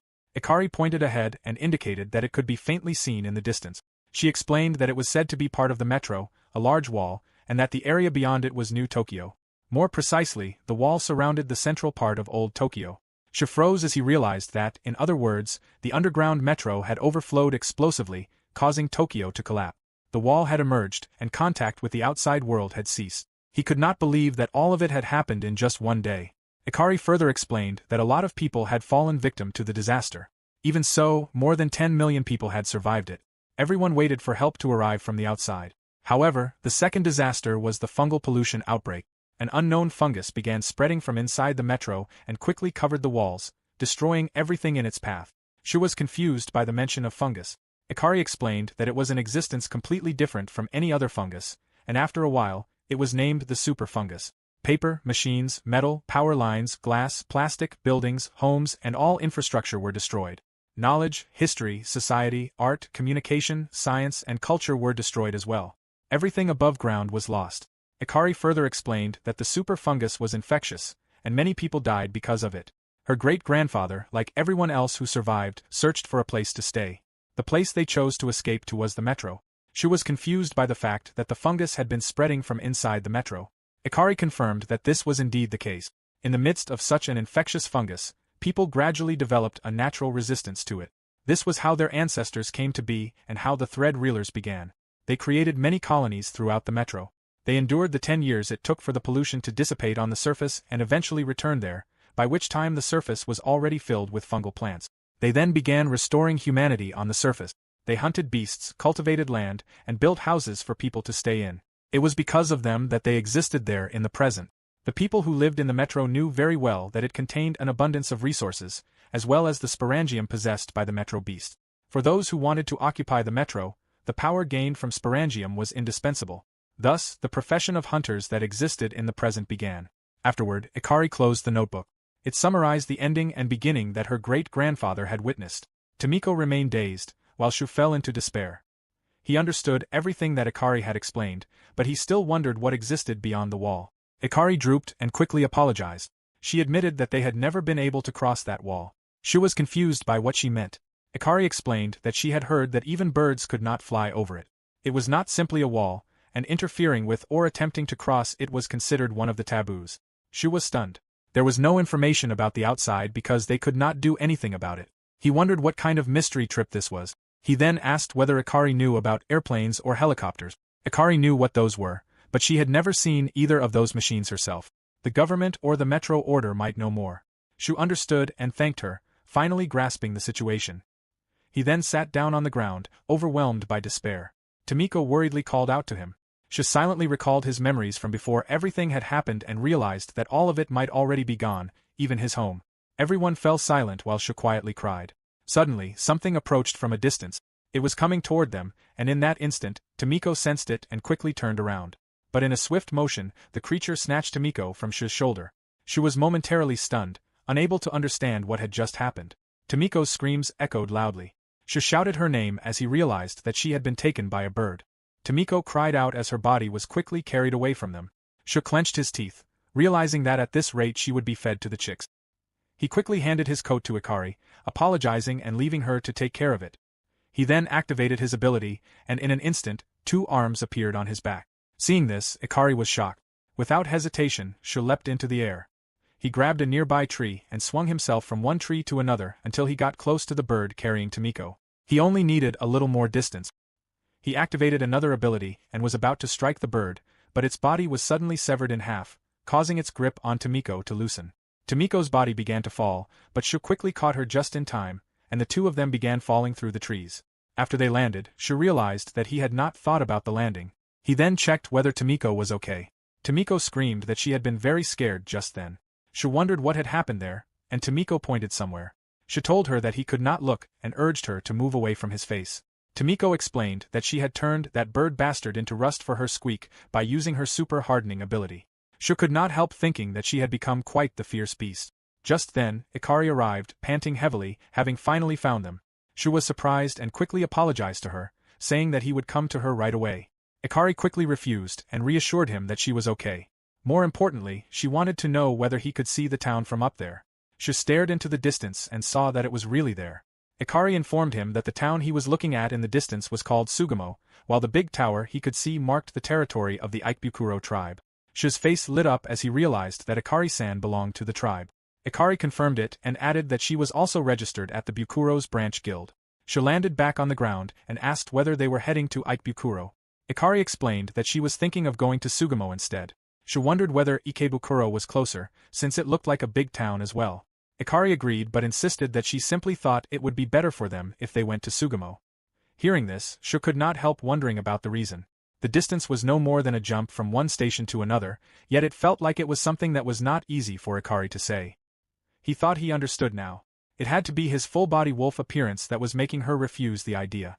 It was probably too early to visit the Ikefukuro statue for someone who had just gotten out and looked feral, while the Jizu of Sugamo welcomed everyone regardless of who they were or how they looked. It was something like that. Shu sighed, then told Ikari that he understood and expressed his gratitude for her consideration. Ikari was puzzled by his reaction but responded anyway. Nearby, Tomiko pointed toward the bird and wondered whether they were going to eat it. Ikari informed them that the bird was called a tetra black kite and that it was quite a dangerous species. She then praised Tomiko-san. Tomiko proudly responded that some level chump of a chick had no chance. Shu pointed out that she had been caught and had peed herself. Ikari interrupted, apologizing for saying it to them, but explained that the bird's meat did not taste good. Its beak, talons, and feathers, however, made good decorative pieces, so they should take those. The 2 paid no attention to her. Tomiko protested that she had not peed herself and called Shu a salt-faced virgin, threatening to squeak his hide off. Shu argued that he was not a virgin and called her a pisser squirrel, declaring that he would kill her and consider her chop. Ikari interrupted them once again, asking whether they were listening to her. She then showed them the feather and explained that the commotion earlier might have attracted bandits to their location, so she was thinking of taking a detour to avoid them. Then, all of a sudden, Ikari asked Shu if he was all right. Tomiko added that Shu had looked down earlier and wondered whether he was feeling better now. Shu smiled, apologized for making them worry, and admitted that he was not there yet, but he could not stay like this for long. He was better now, thanks to them. Inwardly, Shu told himself that they had to reach the town first. They could wade through the sea of trees in an hour's time and reach Sugamo. Ikari then urged them to move, informing them that they would be there in 3 hours if they traveled on foot. Hearing that, Shu was momentarily stunned and reacted in disbelief. Ikari offered to show him the map, though it was only a simplified version. She pointed to Ikebukuro on the map and explained that if they went south from there, they would be able to reach a highway. It was a bit of a walk from their current location, but it would be a straight path. Shu could not believe it, noting that this was very different from his memory. At that moment, Ikari suddenly remembered that her great-grandfather's notes had mentioned it as well. After the judgment had happened, the metro had continued to flow out and change. When the pollution cleared up and everyone returned to the surface, the area inside the wall was estimated to be about 100 times larger. Everything was much farther away now than it had been before. Shu burst into frustration at the thought of it being 100 times larger. Forget Tokyo, that was the Kanto region. He could not take it anymore. Afterward, they continued along their path. Shu sighed heavily, recalling that when he had looked at the area from above, it had seemed far away. Even so, he had seen quite a few familiar names there. He then wondered about the markings on the map. Ikari explained that the block dots represented tribe territories, while the white dots represented other cities or towns. During the rebuilding of civilization, the few larger settlements had joined together to become tribes. A government had been established to oversee all of those tribes, and that had become the new Tokyo country. A chief led each tribe, while other towns were either under the government's rule or independent. Slowly, Shu realized that the markings indicated the places they had just been passing through. He wondered whether they were metro dungeons. Ikari confirmed that he was correct and added that there were many more that were not on the map. Even then, a metro meeting could be created somewhere they did not know about. After all, New Tokyo was a metro country. Shu then wondered what they were, comparing them to bamboo shoot. Meanwhile, Tomiko stared at the sky, mesmerized. She quickly informed Shu that it was getting dark. Shu recognized that it was nighttime. Tomiko excitedly pointed out the small moss-like things shining in the sky. Shu explained that they were stars. Tomiko marveled at how they were shining all over the place and found them prettier than acorns. Shu remarked that she might be the first person to compare stars to acorns. Just then, Tomiko sensed someone approaching. Seeing her sudden silence, Shu checked on her. Tomiko quickly warned them that something was coming from there. Immediately, Shu charged forward and told Ikari to wait a moment. His eyes then widened as he stared ahead, wondering whether the approaching object was a car. As the figure came closer, Shu was dumbfounded by the sight and wondered whether it was really a car. The man greeted them and, judging by the way they were dressed, asked if they were hunters. Ikari confirmed that they were. The man introduced himself as Kano Akio, a merchant from Sugamo, and asked if they could introduce themselves. Ikari immediately introduced herself and stated that she was from Ikebukuro. She then gestured toward Shu and Tomiko, who also introduced themselves. Ikari explained that a few things had happened, so she was now accompanying them to Sugamo. Shu was confused by Ikari's mention of free folk and wondered internally if she meant independent hunters. It was unusual enough to make him wonder if it referred to a species of carbuncle. Kano then suggested that Sugamo was perfect and offered to give them a ride if they wanted, since there was plenty of space in the back.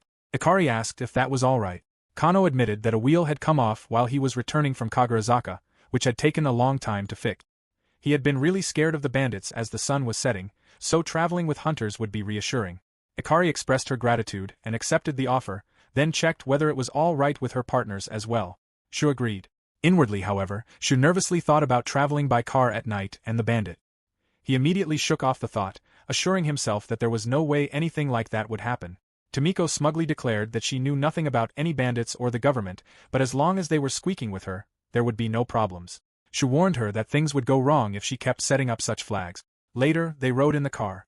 While traveling, Tomiko remarked on how easy the journey was and decided that she would reward the old man with an acorn later. Shu teased her that she could not give any away once she had already put them in her cheek pouch. He then asked Tomiko whether cars were common. Ikari explained that the most popular option was a coach pulled by horses, while maintaining a one-yudo car like this one was fairly cheap, so she had heard that they were fairly popular in urban areas. Shu asked what a one-yudo was, and Ikari explained that one-yudo were metro beasts. They were a kind of echinoderm, like a starfish, and were parasites that rolled and moved on round rock. They were something like relatives of golems. Shu understood from this that they were golems. Ikari further explained that this was why the shape of the rock was prepared beforehand, allowing them to get a usable wheel. Depending on their level, they could be faster than a horse-drawn carriage. Tomiko smirked at how weak they were for being only level 6. She snorted at her attitude, wondering if she was really being so high and mighty up there. Ikari added that there were also crocodile buses and ostrich taxis for traveling alone. Shu's face filled with excitement at the thought, and he immediately wanted to ride them. He finally understood that there were many transportation options, although for now, it seemed that cars or gasoline-powered trains did not exist in New Tokyo. As the night deepened and the others fell asleep, Shu forced himself to remain awake. He reminded himself that the two of them were tired and had also gotten up early that day. He smacked himself to shake off his sleepiness, realizing that it was not good to become careless and that he could not relax until they reached the town. Shu excused himself to Kano and asked if he could sit next to him so that, if anything happened, he could deal with it quickly. Kano agreed and Shu sat beside him. Kano thanked him for staying vigilant. Shu quickly told him that Kano should instead be thanked for allowing them to ride with him. Kano smiled and pointed out that free folks usually did business, while Shu's clothes were pretty wild.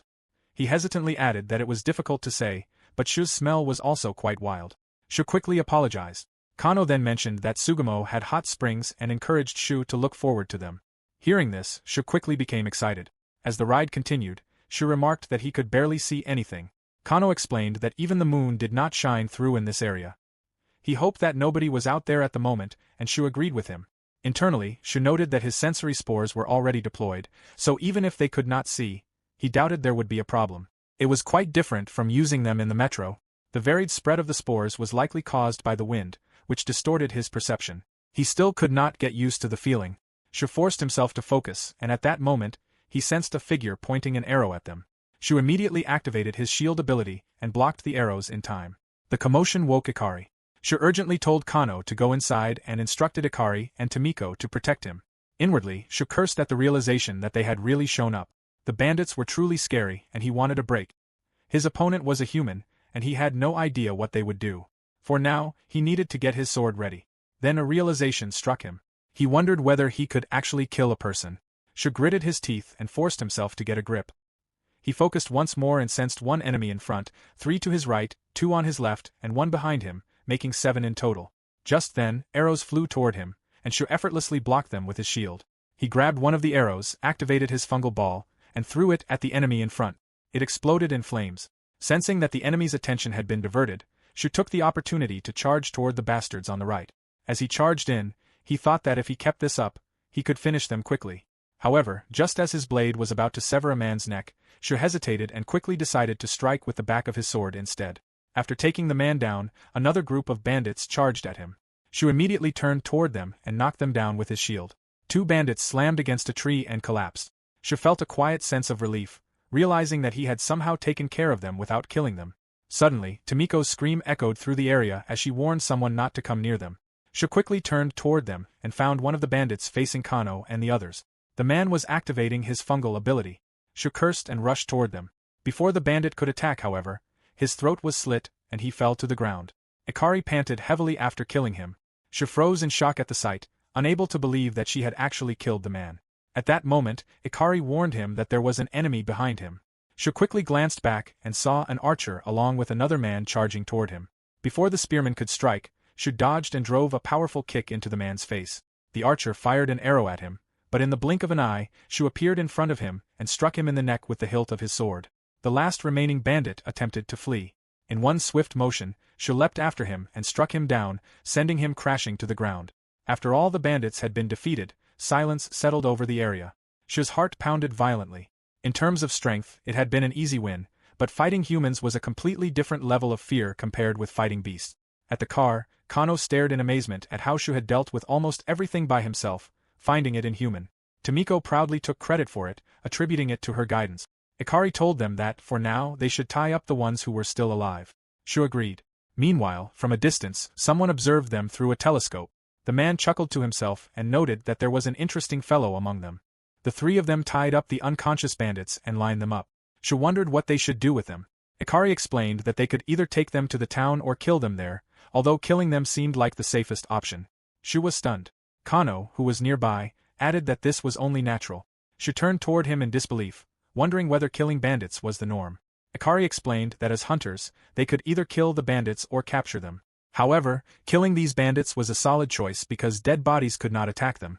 It would also prevent them from repeating their evil act. Shu hesitated, wondering whether that would not be considered murder. What had happened earlier had been legitimate self-defense, but this was different. Ikari explained that the Tokyo law established by the Tokyo Metropolitan Government had a provision concerning the crime of murder. Those protected by it were members of the named tribes, registered townspeople, and good free folk. The meaning of good was somewhat vague, but Ikari guessed that it was ultimately up to the government to decide. Hearing that, Shu could not help but think that the system was cunning. Tomiko trembled as she wondered about herself and whether she was not a bad magical beast. Ikari informed them that the magical beast tribes had signed a good neighbor agreement with human society. She added that Tomiko held the same rights because the Carbuncle tribe was included. Tomiko claimed that she already knew that. Shu called her a liar, since she had been shaking nervously only moments earlier. Ikari added that the rights of bandits, criminals, and wicked free folk were not protected by the law. The Hunters Guild also had an article in its codebook stating that hunters should exercise their power to maintain public order. Shu realized that criminals had no rights. It seemed both good and bad to him. Ikari pointed out that these men had fired their arrows at them without hesitation. In other words, they had intended to kill them and take the car, so she did not think there was any need to feel pity for them. Kano added that even if they carried the bandits to the town, they would be hanged anyway. Bandits would not be forgiven in any town. The only difference was whether they would die there or at the town. Shu wondered whether he had no choice but to accept it and whether his values from 100 years ago were simply outdated. Giving life priority only worked when times were peaceful. This world was suited to things being as they were, with a justice system that was primitively simplistic. Tomiko admitted that back in the metro, they had killed beasts to eat them. She wondered whether they were now killing these humans without eating them. Ikari pointed out that even when their bellies were full, they had repelled any beasts that attacked them. The principle was the same here. When humans attacked other humans, it was far more wicked than beasts doing so, leaving no room for reduction. If they left these bandits alive, they would simply attack somebody else later. She released a heavy sigh, understanding the reasoning, though he still struggled with it. Kano then informed them that he would go check on the Wanyudo and leave the hunters to decide what to do with the bandit.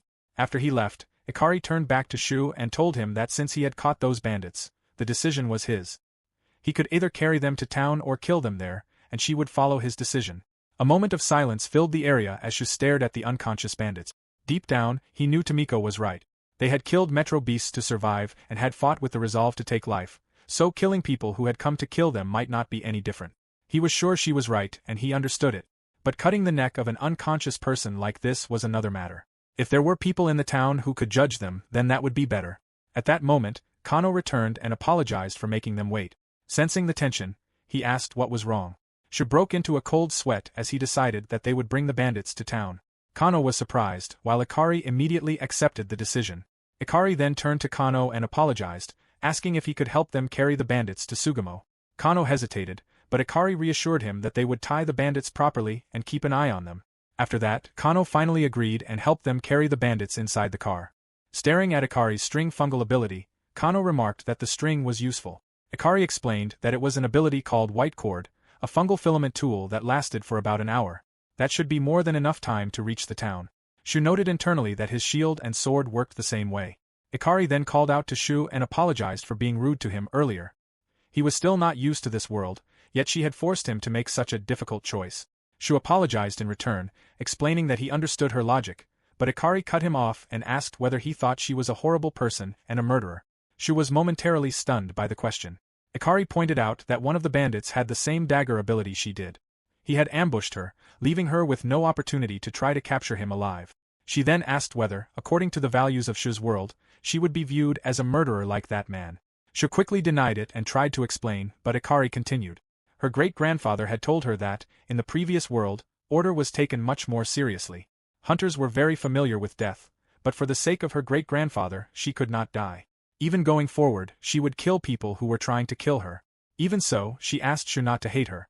Shu was stunned, but quickly assured her that he would not hate her. Both now and before, protecting order held the same priority. He had simply chickened out and been unable to make the choice. Shu admitted that if he planned to live in this world, he needed to have the resolve to make the choices necessary to protect what was important to him. If either Ikari or Tomiko were ever in danger, he could not hesitate. Hearing this, Ikari smiled and thanked him. She then told him that he could call her Noah instead. Shu's face flushed red as he quickly agreed. Internally, he could not help but think that finding a girl who would blush at being on a first-name basis in this world made staying alive worth it after all. Nearby, Tomiko narrowed her eyes and accused Shu of squeaking in the manner of a womanizer despite being a virgin.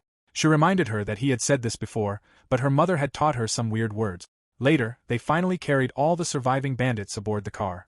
Shu stared at them and admitted that he had expected bandits to have higher levels, but they were rather weak, with only one person possessing an ability. He then asked Tomiko if she could tell their levels.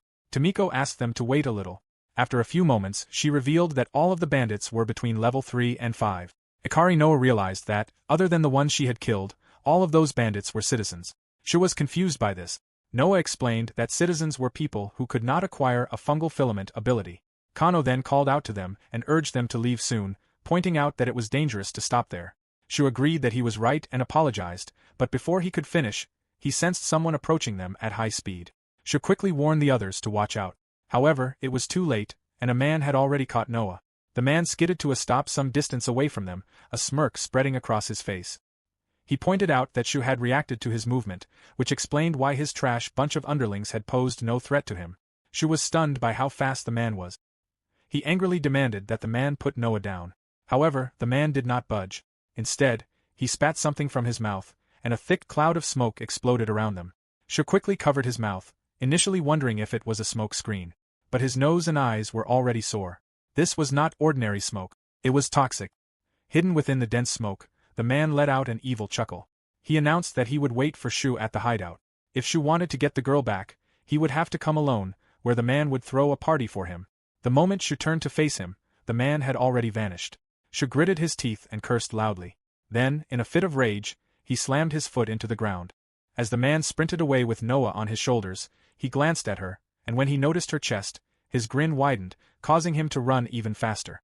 Meanwhile, back on the road, after the surprise attack, Kano reassured Shu that he was feeling better. He then mentioned Shu's detoxification ball and wondered whether fungal abilities could really do something like that.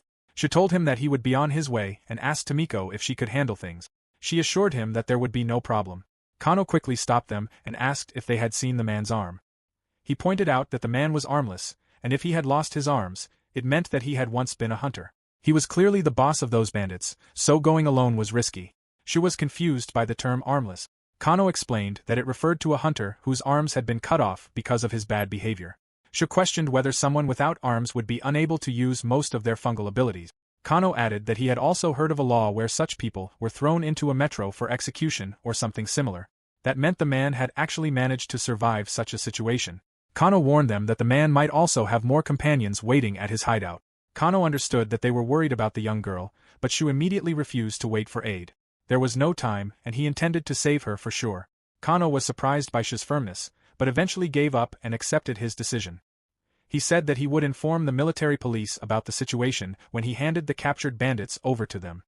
He reminded them that it was nighttime and they were outside the city, so they should not count on immediate help. Shu thanked him and said that was more than enough. Before leaving, Kano added that he would have been dead if it were not for them, and he would be sure to repay the debt if they ever met again in Sugamo. He warned them not to do anything reckless. Shu and Tomiko acknowledged that they understood before departing. As Shu followed the man's trail, he noticed that it seemed as though the man had deliberately left a trail behind, almost like an invitation for them to follow. Not only had Noah been kidnapped right in front of him, but the man had also managed to slip away. Shu was furious with himself. He had trusted his own abilities too much and had become careless. Tomiko then informed Shu that Noah's scent was directly ahead. Shu immediately headed toward the place she indicated. The moment they arrived, both of them tensed up as they were greeted by a group of armed men. The leader from before grinned at them, clearly pleased that they had arrived so quickly. He implied that they could have taken their time coming. Nearby, a group of bandits surrounded Noah and, without warning, tore off her clothes. The leader expressed his surprise at discovering that the cheeky girl was actually a beauty and made it clear that they intended to have some real fun with her. Seeing this, Shu shouted angrily. The leader warned him not to move a single step if he wanted her to remain alive. Shu glared at them while assessing the situation. He confirmed that there was no one hiding nearby to ambush him. There were 9 enemies in sight, including the boss, although he could not rule out the possibility that more were hiding inside the cave. The leader then asked for Shu's name, affiliation, and level. Shu revealed his name and answered that he had no affiliation and was level 45. The leader also asked his age, and Shu revealed that he was 28. After hearing this, the leader turned to his companion and identified Shu as one of the free folk. He concluded that this made sense and suggested that Shu might still be useful to them afterward. Shu wondered what the man intended to make him help with. The leader then instructed a man named Obuchi to retrieve something, and Obuchi immediately obeyed. Moments later, he returned with another person. Shu was surprised by the sight and initially wondered if it was a pig, before quickly dismissing the thought and considering whether it was a demi-human instead. The leader instructed the demi-human to discipline Shu with his fist. He warned the demi-human that any attempt to do something funny would have consequences. He further threatened to bring him the eyes of his precious kitten-chan. Hearing this, the demi-human quickly begged the leader not to hurt his Yui. The leader then ordered Shu to stand there and take the beating. He warned that if Shu made even a single gesture to defend himself, the woman would be punished. The demi-human slowly approached Shu while the bandits cursed at him to hurry. Seeing the demi-human's hesitation, Shu reassured him that it was fine. The demi-human had someone he wanted to protect, and Shu understood that because he felt the same way. The demi-human apologized to Shu before clenching his fist and lunging at Shu's cheek. Blood instantly burst from Shu's nose upon impact, and his body skidded across the ground. Watching this, the bandits were amused. Some commented on how tough Shu was, while another encouraged Obuchi to keep beating him until he was out. With no other choice, Obuchi continued striking Shu repeatedly. Blood dripped non-stop onto the ground as Shu endured every impact. Obuchi trembled and admitted that he could not continue if he went any further. Meanwhile, Shu silently assessed the situation. Obuchi's frame might have been large, but even as Shu continued taking his blows, all the damage was being healed. The blood was merely masking it. It should be about time, and if that was the case then. Just then, Obuchi begged Shu to run away. Shu was surprised. Obuchi explained that he would create an opening for him and asked Shu to take the woman with him during that opportunity. Shu disagreed, but Obuchi insisted that he did not care about himself and only wanted to save Yui. However, that noble girl did not want someone else to be sacrificed for her sake, which was why he had to do this. Shu cut him off and refused his plan, explaining that it was fine because it would only interfere with his own plan. Obuchi was confused, but at that moment, Shu screamed for him to do it. In that instant, the man guarding Noah was struck in the eyes.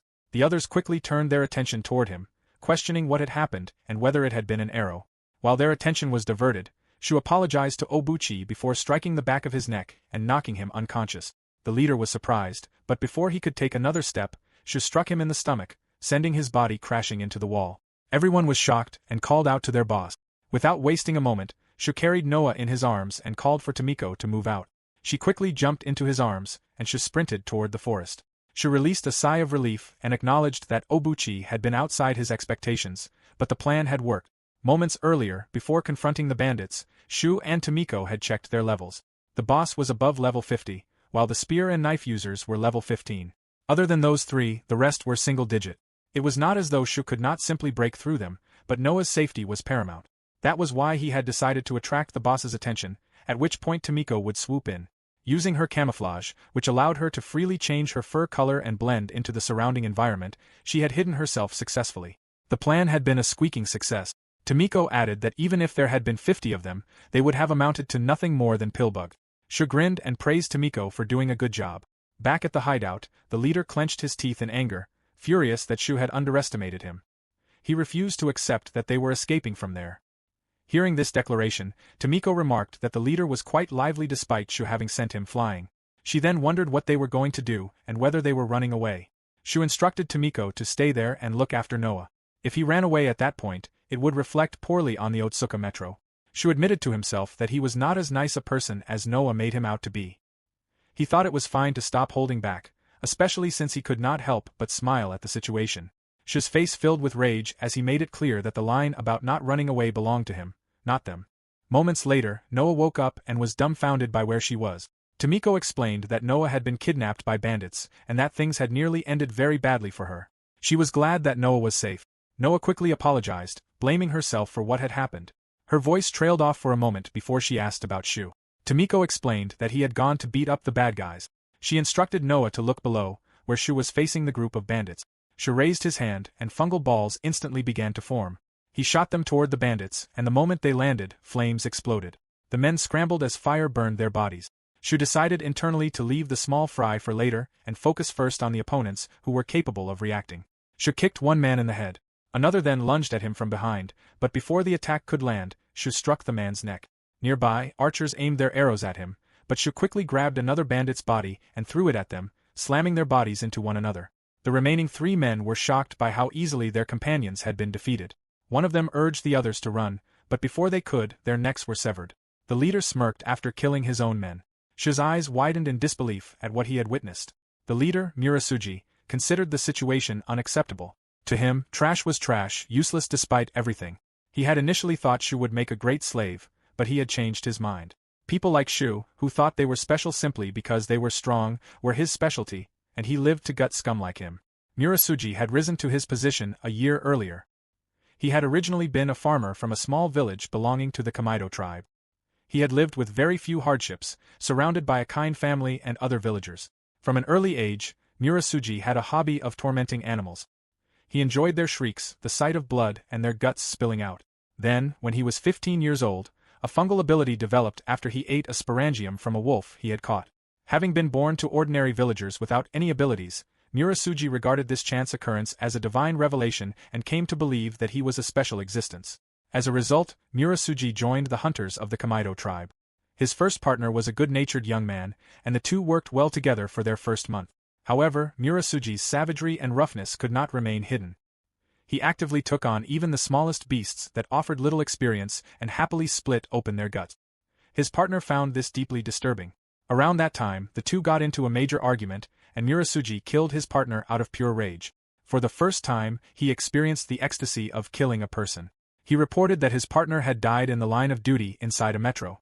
After hiding all evidence of his crime, he continued killing other hunters. By the time Murasugi reached 40, his level was 55.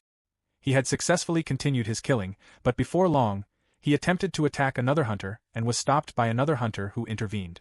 Murasugi was beaten severely, and his legs were broken. Just before he was about to be beheaded, he begged for his life, claiming that he finally understood and would never kill again, promising to make do with beasts and birds instead. After hearing his plea, they decided to leave him deep inside the metro as food for the metro beasts he had disgraced and eventually as fertilizer for the ground. As a form of redemption, they cut off his arms and left him there. However, Murasugi survived. Luck had played some part in it, but his survival was mostly the result of a frightening obsession and hatred. Looking around, Murasugi acknowledged internally that Shu was stronger than he had expected. Shu also did not seem to be affected by his poison. Just then, Shu charged at him, and Murasugi quickly blocked the attack. Their weapons clashed loudly. Murasugi realized that Shu was trying to break his claws. He repelled Shu's attacks. His metal claws were made from magic steel found only in the deepest parts of a metro, and a fungal filament sword would not be able to cut them. Murasugi charged again, believing that Shu had left himself wide open. Surprisingly, Shu managed to dodge the attack. Murasugi was shocked by the realization that Shu could even evade that attack. His reflexes were extraordinary. Yet Murasugi recognized something about Shu's manner of fighting. During their clash, he identified Shu as an amateur at fighting other people, someone who had only ever fought mindless beasts. Murasugi resolved to teach him how to fight against people. With his next attack, Murasugi severed Shu's hand. However, Shu's fist turned into iron, and the attack caused no damage. Murasugi quickly stepped back in shock, recognizing the ability as Iron Fist. Even if Shu possessed an advanced fungal class, Murasugi found it difficult to believe that he could have so many skills. Shu acknowledged that Murasugi had been right about his lack of experience fighting people. He was seriously annoyed that he had to use this against someone with arms like Murasugi's. The moment Shu activated Azura, fungal arms grew from the back of his shoulders. He glared at Murasugi and resolved to go all out from then on, having taken the lesson he needed. Meanwhile, nearby, Obuchi slowly regained consciousness.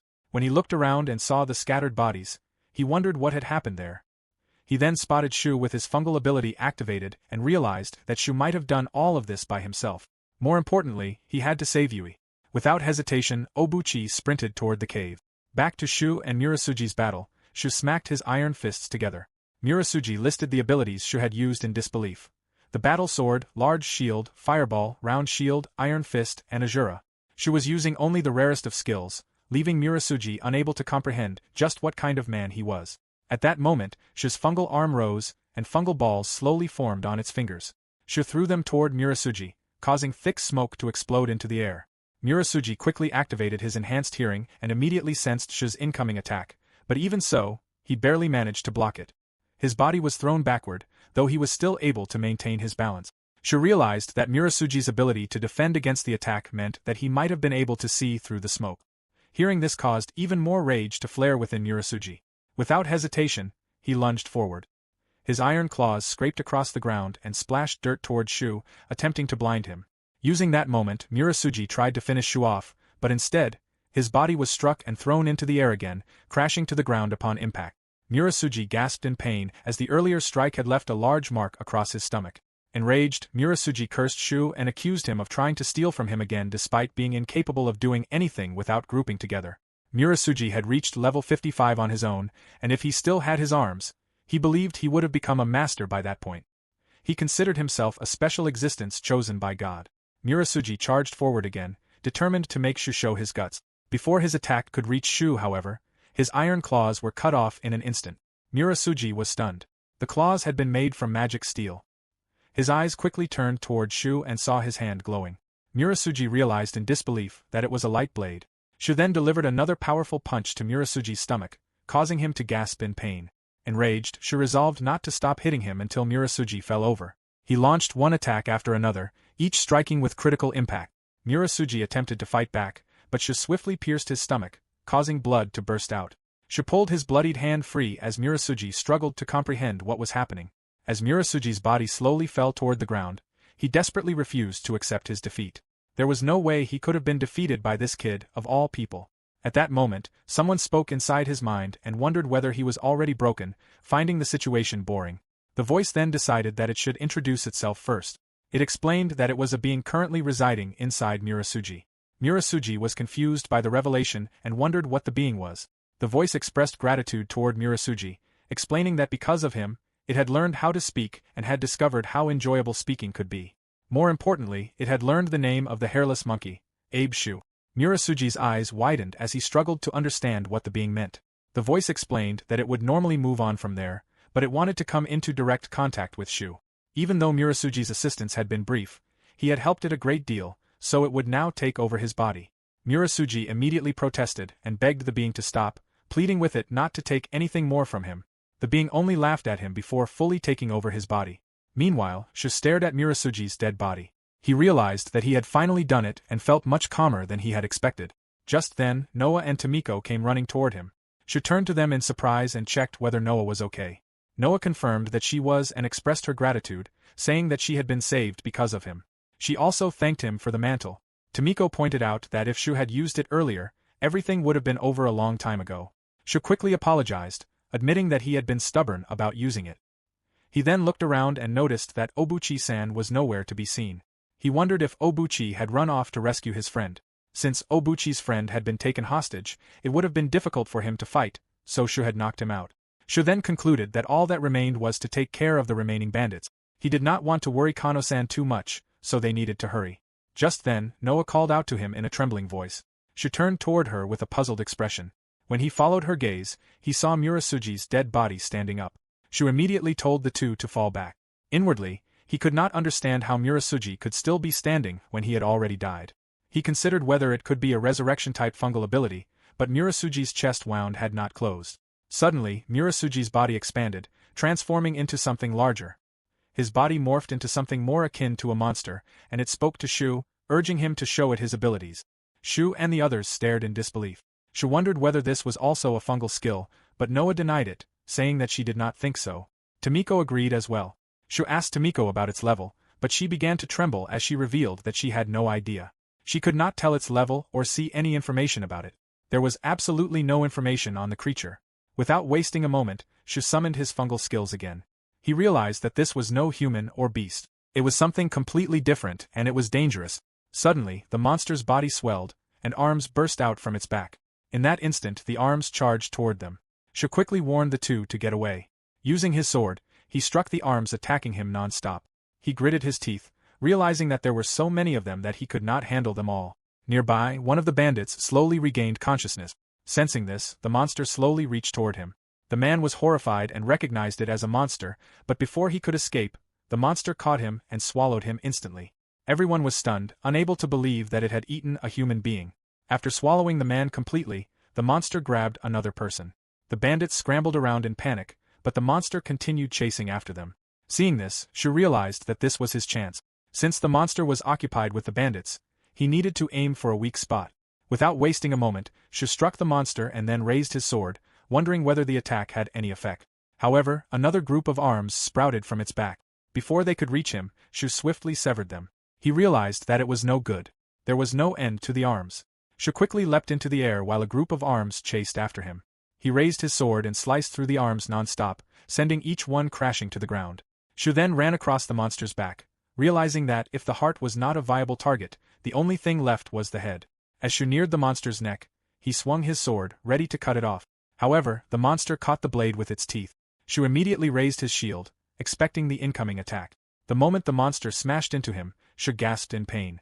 Before he could recover, another group of arms closed in, causing Shu to fall back to the ground. His body staggered as he stood up. The monster spoke about its arms wanting and getting a lot, expressing its satisfaction. As it struggled to speak, Shu remained puzzled by what the hell it was saying. Suddenly, Shu felt dizzy. He realized that the situation was bad and that he needed to end it soon. The monster spoke again and called for its arms to come out. In that instant, another group of arms burst from its back. Shu immediately cut them off and then threw his shield toward the monster. Before the shield could land on its head, however, the monster deflected it. Seeing this, Shu concluded that aiming for the heart was useless. The monster could defend itself with its hands, so he decided to split open its guts instead.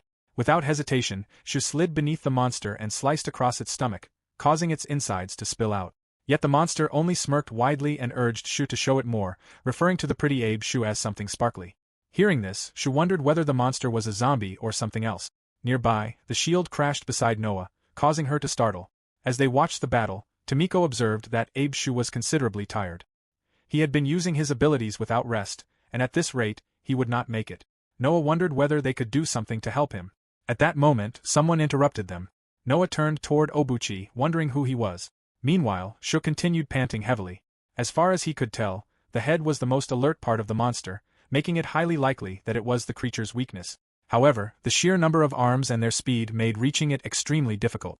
If only he could somehow get around all those arms and strike the head with everything he had. Suddenly, a sword flew toward the monster, but it deflected the weapon instantly. When Shu traced where it had come from, he saw Noah and was surprised. Although Noah and Tomiko stood firmly, both of them trembled in fear. Noah challenged the monster to come over to them. The monster slowly turned toward Noah. Tomiko urged her to watch its movements carefully, and Noah agreed. As the monster approached, Shu warned them that it was dangerous and that they needed to get away quickly. At that moment, the arms reached toward them. Before the monster could take them, Tomiko and Noah left the shield behind and leapt away from it. Noah then called out to Obuchi-san. In that instant, several bottles floated above the man's head before shattering and splashing their liquids onto the monster's head. Shu wondered what they were. Obuchi realized that the monster had fallen for it and explained that the bottle he had thrown contained vodka, stronger than 95%. Obuchi then called out to Yui-sama, and immediately, a cat leapt onto his arm, indicating that she understood. Shu watched in amazement as he realized that Yui-sama was a cat. The next moment, Yui spat out a fungal ball.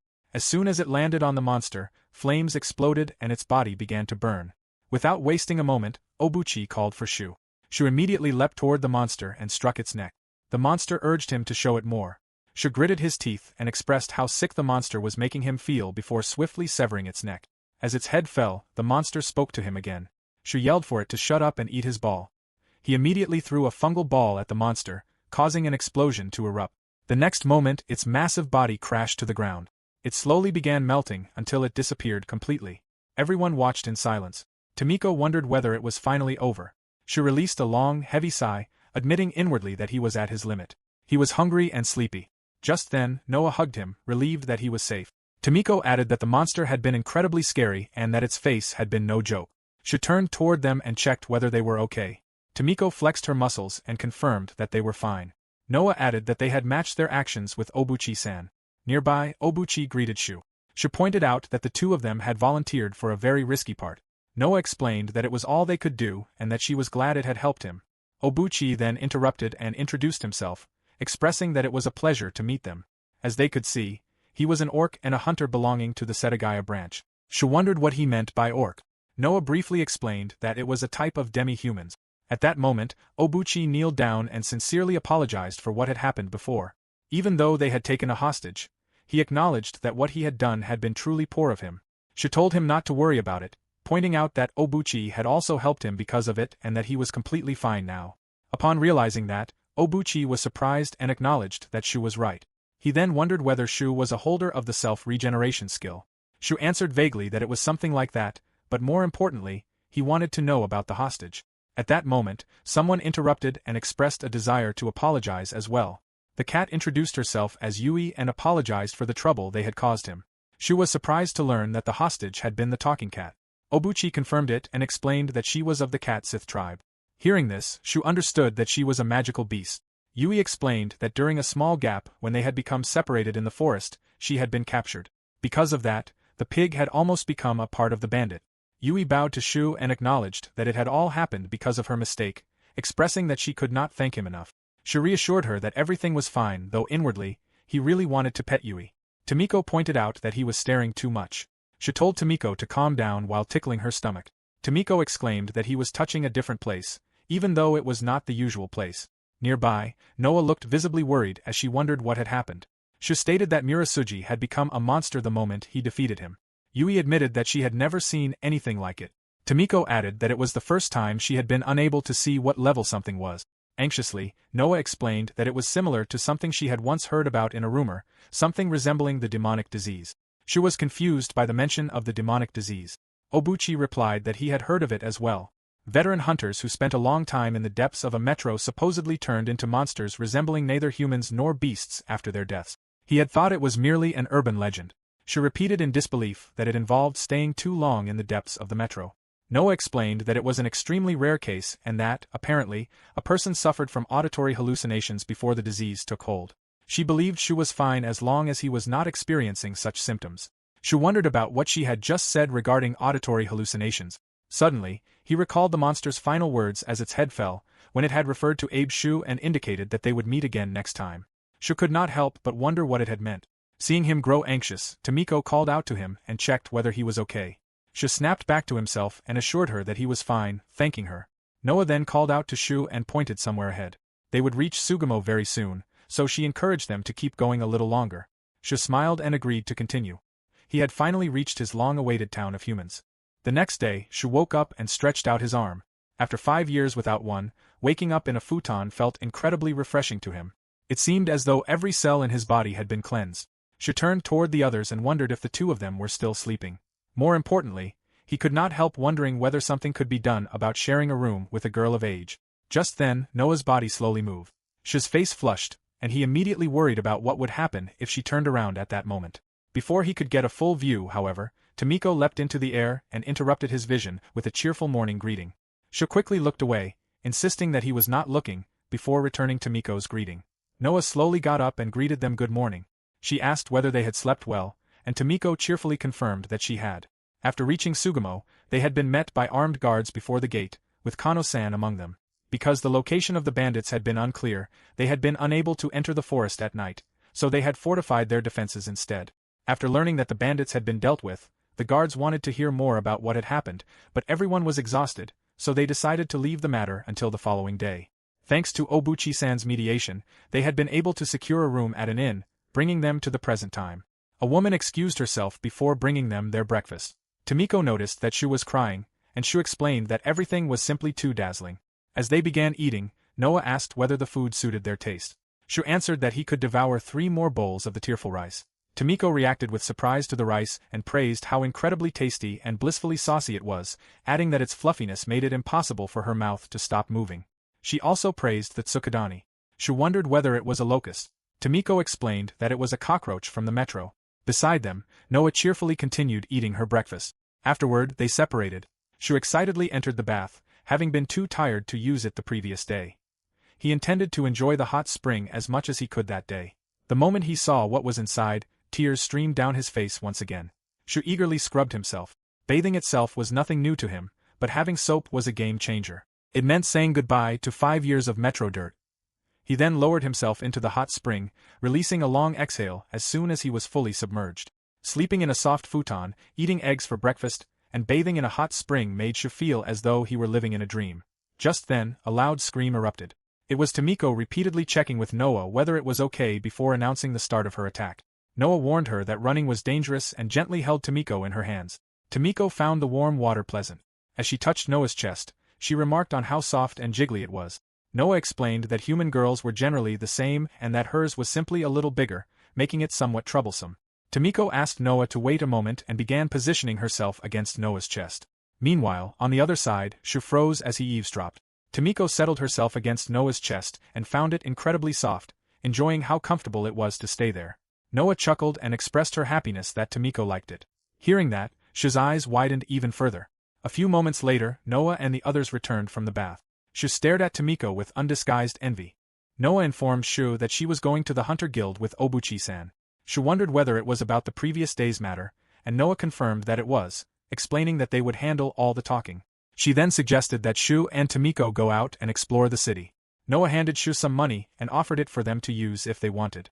Shu was surprised, so Noah explained that one bill was worth 10,000 yen and that she was giving him 30,000 in total. Shu mentioned that he wanted to buy some clothes.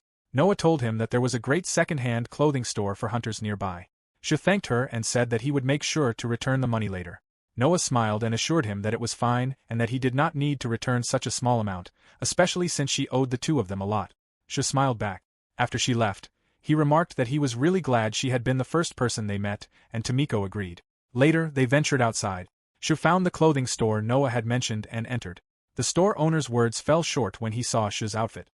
He asked what was wrong and pointed out that Shu was dressed as though he were from Nakano. Shu awkwardly wondered whether Nakano simply had some country bumpkins. Shu told the store owner that he needed clothes, underwear, and socks for now and wanted to keep everything within 30,000 yen. The store owner quickly obeyed, saying that he would start bringing things out and that Shu only needed to indicate anything he liked. Moments later, Shu finally picked an outfit. As he stared at his reflection, he noted that 5 years had passed, yet he still looked the same. Tomiko commented that the outfit suited him and that he gave off cooler vibes than an ogre now. Shu wondered whether he had not been cool before. Tomiko then asked the store owner whether there was something for her as well. The store owner apologized and explained that they only sold clothes for humans there, though there were shops for magical beasts like her. Afterward, they exited the store. Shu counted the change and concluded that everything had cost 27,850 yen in total. He had never seen that type of wooden coin before. He also noted that the jersey had been quite expensive, but since it was tailored for hunters, it should prove useful. Shu looked around and found the streets packed with people. Their faces lit up. Tomiko exclaimed at the sheer number of people and recognized that this was Sugamo. Just then, Shu spotted something that caused him to freeze. Not far away stood a familiar statue. Shu immediately recognized it and approached without wasting a moment, relieved that the statue, Jizo-sama, was safe. An old man nearby asked what was wrong and wondered whether they were seeing the stone charm for the first time. Shu was confused by the term stone charm. The old man explained that when Sugamo was founded, the stone charm had been dug up from deep underground. When people decorated the town with it, the beasts stopped attacking. It was considered a peace-bringing stone, and the people were grateful for it. The old man added that Sugamo was famous for its charmed stones. Gently stroking the stone was said to keep one's hand safe and bring success. Hearing this, Shu immediately stroked it and told Tomiko to do the same. The old man then suggested some candy apples, saying that they were perfect for eating on the go. Shu immediately bought 2. Afterward, they continued roaming around the town. Shu observed that the streets looked either medieval or early modern. The buildings were made not only of wood and stone, but also brick, plaster, and glass. Agriculture and livestock farming appeared to be doing very well, and they had access to clean water. Shu noticed a device attached to a roof and wondered whether it was used to heat water. He had seen the tool before on the internet and recognized it as an old washing machine operated by hand. The path from downfall to revival was not always followed in the same way as past civilizations had done. Modern ideas, dynamics, and concepts were applied throughout the town. Yet Shu wondered why there was no electricity. Everyone used oil or mushroom lamps for daily life. Creating electricity was not that difficult, and with civilization this advanced, a small-scale power generator should have been possible. Just then, someone called out to him. It was Noah, accompanied by Obuchi-san. She complimented Shu's jersey and said that it suited him well. Shu smiled and wondered whether she really thought so. He then asked about them and whether they had gone to the Hunter Guild. Noah confirmed that they had. Regarding the bandit matter, they had reported what happened to the guild and the military police and were now on their way back. Obuchi told Shu that he would also like to talk to him about the report. He suggested that they have lunch somewhere, mentioning that there was a great restaurant nearby and that he would pay for everything. Tomiko shouted at them to hurry up and stop loafing around. Meanwhile, Shu thanked Obuchi for the treat, mentioning that his superior from before used to say the same thing. As they followed Obuchi-san, Noah silently observed Shu. Shortly after, they arrived at the restaurant. Their table was filled with food, and Shu and Tomiko's faces lit up with excitement. Shu was surprised to see that the food was in Chinese style. Obuchi encouraged them to eat without holding back, and Shu expressed his gratitude for the meal. Upon tasting the food, Shu found the Chinese fried rice superb. The rice was remarkably soft, while the gyoza was incredible, and the Hainsuki gyoza was exceptionally crispy. The saltiness of the red dish hit just the right spot. Even the shrimp, or perhaps hornworms, was delicious. Obuchi smiled, pleased that the food was to their liking. Regarding the bandit matter, Obuchi explained that they had followed Ikari-san's suggestion and decided to report that he and she had been the ones who took the bandits down, sparing Shu the trouble. He apologized again for taking the achievement from Shu, but Shu reassured him that it was fine and that he did not mind. In his mind, Shu noted that he could hardly tell the government that he had been asleep for over 100 years, after all. Obuchi informed him that the bandits had no bounty on them, so there would be no reward. However, the city might give Shu some money for dealing with them, and Obuchi would pass it on to him if that happened. Shu admitted that it would help, as they were kind of broke at the moment. Just then, someone interrupted to express his gratitude to Obuchi-san for dining there that day as well. He had noticed that Obuchi-san was with a hunter party, and, as always, he was as affable as ever. Obuchi replied that the food was great as usual and addressed the chef as master. Meanwhile, Shu was dumbfounded by the way the chef spoke. Obuchi explained that it was the regular way they talked at this chuka restaurant. He then began to reveal where the master was from, but before he could finish, Tomiko confirmed that the chef was from Setagaya. She also noted that the human squeaked in a weird way. Shu agreed. Yui then mentioned to Tomiko that dessert would be coming, so she should not eat too much. Seeing Tomiko's puzzled expression, Yui explained that it was almond jelly, which was likely sweet and would melt in their mouths, with its surface like a sugary heaven. Meanwhile, Shu wondered if he could somehow evade the gazes of Yui's guardian and manage to pet her. At that moment, Obuchi called out to him, causing Shu to snap back to reality. Obuchi asked Shu what he thought of Sugamo after walking around. Shu admitted that it was lively and that he had found it quite fun. Obuchi was glad to hear that. Sugamo was an important fortified commerce point that shone brightly, a city where merchants and hunters met, and he thought it would suit them to settle there. As a matter of fact, he was a peddler, so he often came to Sugamo. Noa remarked that she had thought so. She pointed out that Obuchi-san knew a lot of people and carried a lot of alcohol, which had made her think he might be one. Obuchi remarked that, as expected of Ikari-san, she was pretty sharp. He explained that he wandered from city to city, collecting goods and selling goods, and that it was his life's work. He had become a hunter to stock up on goods from the metro, and because of that, he needed to protect himself. Yui suddenly interrupted, pointing out that Obuchi had not really protected himself. He had been beaten up by an armless bandit, taken hostage, and made to act as a villain. In her view, he should be disqualified. Yui then told Shu and the others that they should leave them and run away on their own instead of falling into their hands. Hearing this, Obuchi protested against Yui saying such things. He could not live without her. Without warning, Yui smacked him in the face and told him to shut up, calling him a gutless pig bastard. Upon impact, Obuchi's face flushed with excitement. It had been 3 months and 8 days since Yui had smacked him with her paw, and he was overwhelmed by the elasticity of those paws and the intense high they gave him. As he continued approaching her, Yui repeatedly smacked Obuchi's face and addressed him as a straight-ass pig bastard. She warned him not to touch her and reminded him that he was her slave. Meanwhile, Obuchi begged Yui to abuse him more and let him experience her paws some more, declaring that they were what fueled his existence. Hearing this, Shu froze. He understood the situation and realized that Obuchi was a slave to a cat. From then on, he decided that he would watch over Yui-san from afar. Moments later, after the tasty dessert was served, they headed out. Shu could not help but remark on the superb taste of the almond jelly. Tomiko added that it was sticky and sweet, making it truly amazing. Just then, Noa called out to everyone and asked whether they had time to spare after this. Shu replied that they were pretty much free, and Obuchi added that they were as well. Noa then suggested that they continue their discussion at the inn. Immediately afterward, they gathered inside the inn. The moment they sat down, Shu questioned what Noa wanted to discuss. Noa first asked whether Obuchi-san and Yui-san could keep what they were about to discuss a secret between them. Shu glanced at her with a puzzled expression. Obuchi agreed that if she did not want him to reveal it, then he would not, and Yui agreed as well. Noa then sharply added whether they would swear to the thread-reeler god. Shu's eyes widened at her sudden seriousness. Obuchi apologized and admitted that he was not really into religion, but he swore to himself and Yui-san that he would never betray his benefactor. Yui added that she swore upon her life and that of this pig that she would not betray them. Hearing this, Noa expressed her gratitude and admitted that, honestly, she was not interested in religion either. She then called out to Shu, startling him. Noa told him that she wanted to confirm his level and fungal job at that moment and asked whether that was all right. Shu echoed in surprise at the mention of his level and fungal job. Obuchi was equally surprised that Shu did not know his own job despite possessing so many skills. Shu admitted to himself that he had forgotten to ask about it in the first place. Before that, Noa asked Shu whether it would be all right to tell Obuchi-san and Yui-san about him, including what had happened during the last 5 years and how everything had come to be.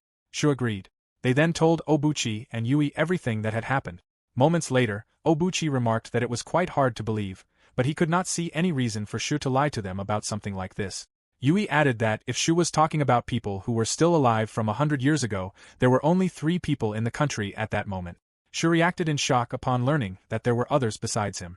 Obuchi turned to Noa and remarked that he was finally beginning to understand why she would involve them in the conversation. Shu, looking completely bewildered, still did not understand it at all. Tomiko stood firmly and smugly declared that she had immediately grasped the true essence of the discussion. Shu told her that she had not and instructed her to stop pretending. Noa then explained that she would clarify everything in order, beginning with checking their levels. Shu picked up the small paper and wondered what it was. Noa explained that it was a paper for testing their level and that it could determine a hunter's level. She explained that the bodies of all living creatures in the country contained mycelium that provided resistance to the super fungus. A level indicated the strength, growth, and adaptability of that mycelium.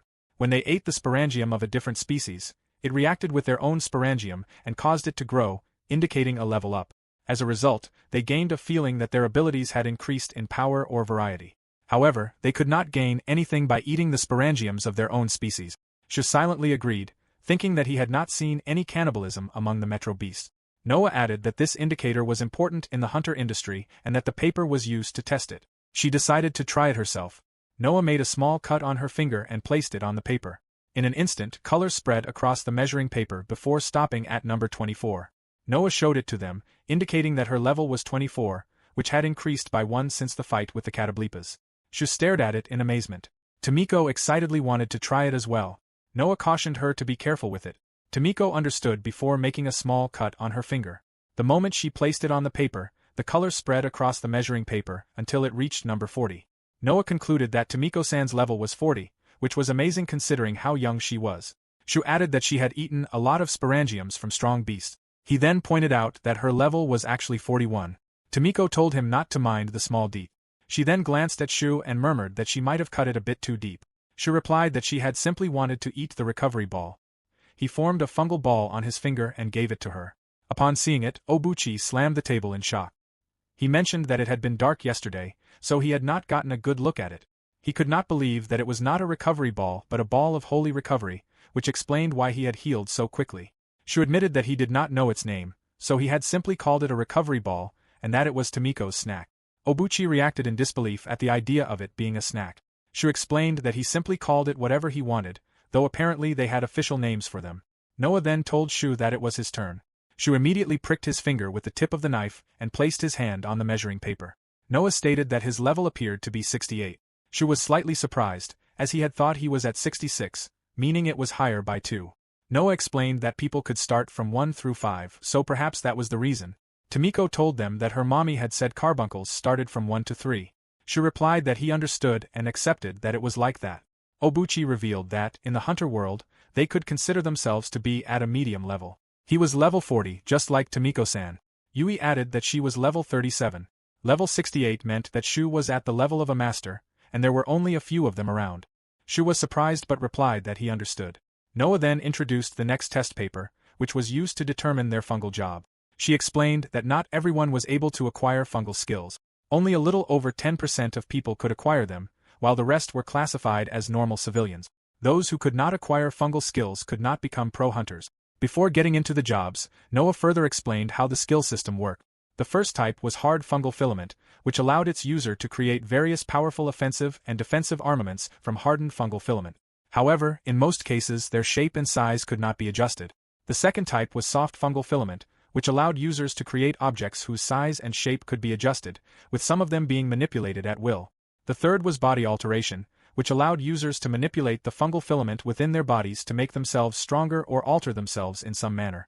The fourth was fungal filament bullets, which allowed users to create bullet. The fifth was spore dispersion, which allowed users to disperse spores with a variety of effects. The sixth was fungal filament balls, which allowed users to produce fungal filament balls with a variety of effects. Noah pointed out that Shu's battle sword and round shield belonged to the first category, while her white cord belonged to the second. Shu indicated that he understood. Noah then continued by explaining that the fungal job they were born with determined the system through which they acquired skills. For example, her fungal job was craftsman, so she had acquired the second type. Since Obuchi-san was a fighter, the third type suited him best. Shu remarked that it was severe to be born with such a classification. Tomiko curiously asked whether magical beasts like her also had fungal job classes. Noah explained that it was not exactly the same as with humans, and it was difficult to say whether every tribe knew their classifications. Tomiko revealed that her mommy had told her she was a kunoichi. Yui mentioned that the carbuncle species was not suited for combat and that she had heard it was a species with many strange abilities. She proudly added that her cat Sith species was suited to all 6 types, just like humans. She could throw fungal filament balls as if they were fur balls. Nearby, Obuchi burst into laughter. She remarked in his thoughts that it seemed to be their signature joke for cat Sith. Noah urged them to return to the main topic. She further explained that fungal jobs were classified into 6 different types. The first was knight, which mainly acquired skills from the hard fungal filament system. Craftsman mainly acquired skills from the soft fungal filament system. Fighter mainly acquired skills from the body alteration system. Shooter mainly acquired skills from the fungal filament bullet system. Illusionist mainly acquired skills from the spore dispersion and fungal filament ball systems, mostly skills that helped attack or caused negative effects. Healer mainly acquired skills from the spore dispersion and fungal filament ball systems, mostly skills with restorative or positive effects. Hearing this, Shu finally understood. He wondered whether they could acquire skills outside their job classes, such as a knight acquiring a fungal filament ball. Noah explained that it was possible. Aside from the system of their job, they might also be compatible with another system, and this test paper could determine that. Noah informed them that the test was performed the same way as before and that she would go first again.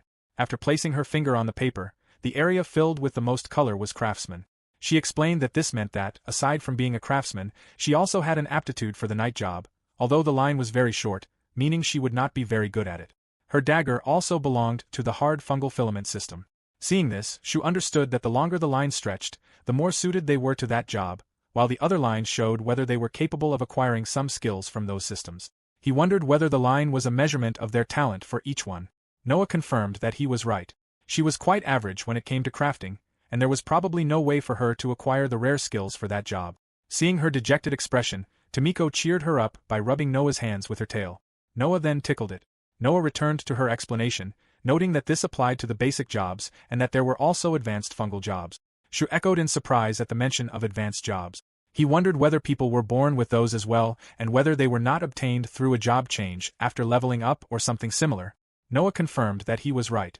There might be some people who, in extremely rare cases, acquired an advanced job, although she was not sure about that. She then explained that, for advanced jobs, the line would fill out all the way. For knight, it would be holy knight, while for craftsman, it was puppeteer. If the lines for the other systems were also long, then there was no doubt that the person would be called a genius. Seeing her reaction as she explained this, Shu could sense that something about the way Noah said it felt a bit pricklish. Noah then continued, informing him that shooter was the only job class that was somewhat special. They did not know its advanced variant, and it was sometimes treated as an advanced job as well. Shu looked puzzled and wondered about thread reeler. Upon hearing that, the room immediately fell silent, leaving Shu even more confused. Noah suggested that they try the test paper for now. Shu immediately obeyed, and the moment he placed his finger on the center, everyone reacted in shock as the color continued expanding until it filled the entire paper.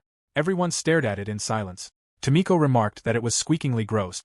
Noah then stated that Shu had so much potential that the paper could not even display it. She explained that long before, when Tokyo had been built by countless tribes, there had been 12 chiefs who were considered the strongest.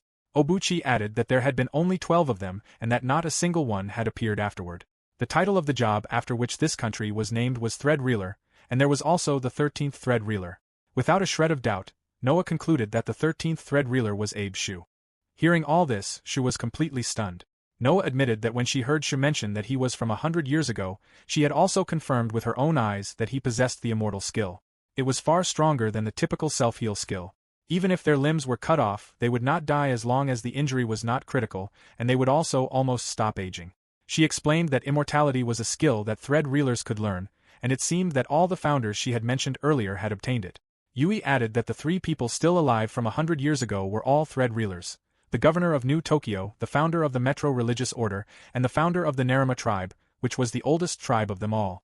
They were living witnesses to prehistory and had been major influences in establishing New Tokyo. They were essentially living heroes. Shu's eyes widened in shock at the realization that those 3 were survivors from the same period as him.